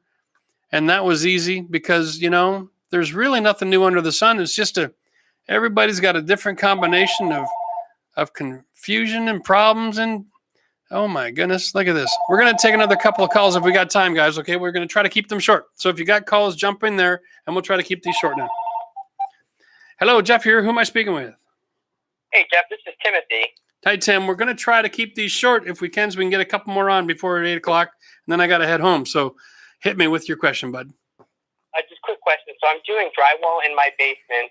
Some of the walls aren't even, so I've just been putting some of the lightweight sheetrock premix and just trying to even out the wall. Is that okay? Will that work? So you kind of have your wall is kind of warping and coming and going. Is that the idea? Yeah, because we hung it horizontally and not vertically. Yep. So there's no support beams to put the screws in, so it kind of bows a little, not really bad, but a little bit. So I've just been mudding it. It seems to be fine. Is that manageable? Yeah, you know what? The funny thing about drywall is whenever you're taping a joint, by the time you get to the third coat, a little bit of experience will teach you that the art of drywall is not the art of making it flat. It's the art of stretching everything that isn't flat over enough surface area that the light is diffused without creating shadows. Okay. So it's actually, it's an art of illusion, drywall mudding, okay? So when you first do it, you're going to be like, oh, there's a ridge, there's a bump. Just fill it. Fill the ridge and then stretch it out. And if you have to treat your horizontal joints like butt joints and do an extra coat and stretch it a little wider in order to make the bumps go away, then go ahead and do it and don't lose any sleep over it. Wonderful. Thank you. That's it. Thank you so much. All right, my man. Thanks for calling. Thanks. Cheers. Yeah, you know what? It's all about the result. It's not about the process when it comes to drywall, let me tell you, especially if you're new at it, right? Hello, Jeff here. Who am I speaking with? Oh, this is Richard Anderson from Florida. Richard from Florida. How are you doing tonight, buddy? Oh, pretty good. I had a couple questions from you I wanted to ask you. All right, shoot. All right, so been a member for a couple months now, and you've saved me a lot of money and time, man. I can't really appreciate you doing everything. Dude, that's awesome. That's kind of, I'm glad to hear it. There's no sense us doing all of this if we're not helping anybody. Yeah, my fiance's mom passed away last year, unfortunately, and so we had her house pretty much we're re-renovating because she really didn't take good care of it. So it's been a project, man. Yeah, I can imagine. Well, that's a shame. It's too bad Mom's not going to be around for the wedding. Right. That's tough. All right, so let's talk about the construction project because I'm a lousy therapist, but I know building's pretty good. Appreciate it. So pretty much what we're doing is that we're trying to remodel the master bathroom, and we had an old cast iron tub. Yes. That pretty much rusted to hell. You couldn't really do anything with it. We took that out and scrapped it. So it's a 30 by 60 tub, 30 width, 60 length. Yeah. And we're trying to get some fiance has long legs, pretty much in the soaking tub, and so I found a drop-in soaking tub, but with the cast iron tub, this thing already had a base to it. Yes. So I was trying to figure out how to properly build pretty much that frame wall, because I know because according to code, I have to be 15 inches away from the toilet flange. And so I'm trying to get in where I'm getting a little close if I have to build that wall for the drop-in tub. Okay. Like toilet flange. Yeah. And I did send a picture. I did send you a picture on the DIY email of the picture, or where I just to help you out so you have a visual. Sweet. Okay. Because there's a couple of options that where you can cheat if you're getting real close. Right? Like whenever you're building a deck for a drop-in tub, you don't necessarily need to have a 2x4 as far as the wide side heading towards the toilet. Right. Okay. You can cheat and go to 2x3 and buy a whole inch, if that makes that big a difference. Yeah, because I'm at with the toilet and with the old tub, it was like 15 3/4 inch. Like it was like they barely were able to do it. Yeah, and the other thing is you can change the toilet flange and install an offset flange, and what it does is it connects to the same pipe location, but then it moves the flange over about 1.5 inches. So if you've never considered that as an option to solve your problem, it's another tool in the toolbox there. Right, yeah, because we're slab on grade, so it's more like trying not to jackhammer the foundation of the house. Exactly, but you can massage a little bit of the concrete to make room for that offset flange, because it installs in the same location, but then it just kind of has a mild slope going up to and away from where you want the finished flange to be. And what that code is it sets the toilet at a certain place of comfort from the toilet to the next fixture, right? Now, in the grand scheme of things, if you were to end up finishing and tiling and you're only 14 3/4 away, I would say it's not the end of the world. Okay. No one's going to pull out a measuring tape when you go to sell the house and go, aha, I caught you. You're 1/4 inch too shy. Use it more of a guideline and not so much of a hard, fast rule that you spend thousands of dollars to solve that problem. Right. Okay. And with building that frame, I know it's a fiberglass tub. And thank you, by the way, for that one video with going from fiberglass, making it a lot easier. How would I fasten that to? Do I fasten the tub straight into the 2x4 with the wood, or do I let it sit with adhesive? Yeah, it all depends on the tub. Like when you're installing a fiberglass tub, they sell some tubs that are just a bucket and there's no substance to the base, and then they sell some that have got like I buy from a company called Maryland that's not available in Florida. So, but I think American Standard does a lot of the same thing. They'll do like a 5/8 OSB going up to the skirt, or just up underneath if it's a drop-in and has feet on it, and it's sprayed fiberglass reinforcement to try to give it some density so it's not wobbling and warping all over the place. But then there's all these other tubs that are just the tub, and it's your job to pour in sand mix and then set the tub in it, right? So, are you doing a drop-in, or are you doing more of an alcove tub where you've got an integrated tile flange and you're going to screw it to the wall? It's an alcove tub with a integrated tile flange, and it does have the fiberglass feet on the bottom. It does. Okay, so then that one doesn't really need to have any other significant base material, right? But what you do want to do is you want, when you're going to screw it to the wall, you want to make sure that it's positioned so that your 1/2-inch cement board or curdy board or whatever you're using finishes interior of the flange on all 3 sides. So you want to wiggle it around a little bit, shim it if you have to before you screw it, so that all of your tile work comes straight down onto the tub surface and doesn't get redirected by bumping into that flange. You know what I mean? Keeps it clean and sexy looking. Yeah. And that's really the only secret. And you can pre-drill the hole with a drill bit and then put in a screw, because the wall board will extend interior of where that screw head is, and then you're going to fill with cement and mesh tape and then waterproofing or something like that, right?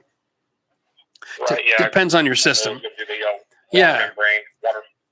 But if you don't screw it in and then you fill it with water, what ends up happening is that the tub kind of implodes on itself, and it can pull the tile right off the wall. Because acrylic is soft and it's malleable, and when you put all that water in there, it can redefine its shape and it'll kind of collapse. And so you want to make sure you screw all that to the wall so that it doesn't move during use and cause squeaks and noise and cracks and possibly tearing tile off the wall. So that's the consideration. That's why you screw it down. Okay. All right. I appreciate it. I was making sure. I didn't know if I had to put the cement board and then put my tub and then screw it in, or I want to make sure I fall. The tub always goes first, and you always make sure that your cement board is going to extend interior of that tub flange on all three sides before you secure it, and then you'll be good as gold. Appreciate it. We're going to do a more in-depth video on that whole process in our next project, because I'm going to be doing 5 bathrooms in the next project, I think. Just to show you guys a million different ways to do things. Anyway, listen, I got to run. It's 8 o'clock. I got to say goodnight to everybody. And appreciate you giving me a call. And I'm glad we've been helpful. And cheers to being a member. Hey, appreciate it. Thank you, man. All right, man. Talk to you later. Bye-bye. All right. Well, that's it for the phone calls, guys. That's good. I'm exhausted like you wouldn't believe. And hey, cheers. Paul Peck from Drywall Tube is in the house and donated to Feed in Texas. Appreciate that, buddy. All right. And yeah, I saw that comment there, Sandy. No, you don't need to drive here all the way from Carolinas to come and drive me home. I just had one drink over the last 3 hours. I'm more within my limit than you could possibly know. But I'm tired, which may be why I'm a little bit silly. No worries. Listen, thanks to everybody coming out tonight. This has been fun. We just did 3 hours of Q&A. That's crazy. I can't believe how fast the time went by. And I think we started tonight at $6,200 towards Feeding Texas.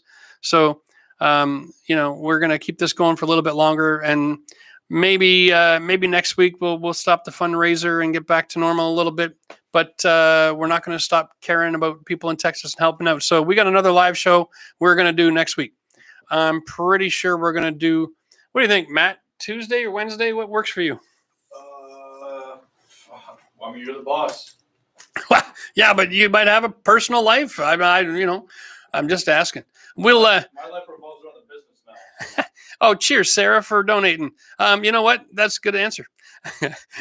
Whatever you want, boss. We'll put the post in the community tab. We'll give you an update, guys. But we're thinking Tuesday or Wednesday. I'm not sure which day yet. We'll get all that sorted out and we'll let you know. And then give you some heads up so you can maybe plan on being there. All right, guys, it's been fun.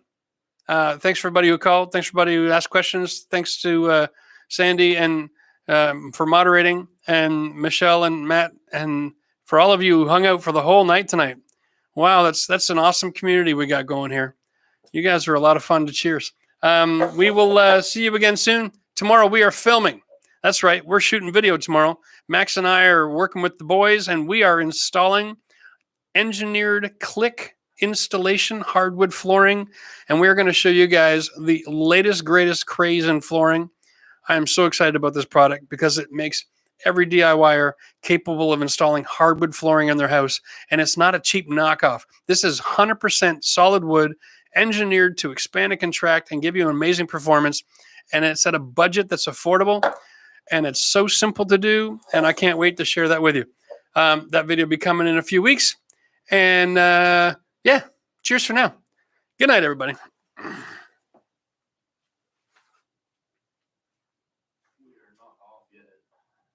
We're not off yet? No. You just got back. You got to. Here's the mouse, buddy. This might help. Thanks. All right. Off.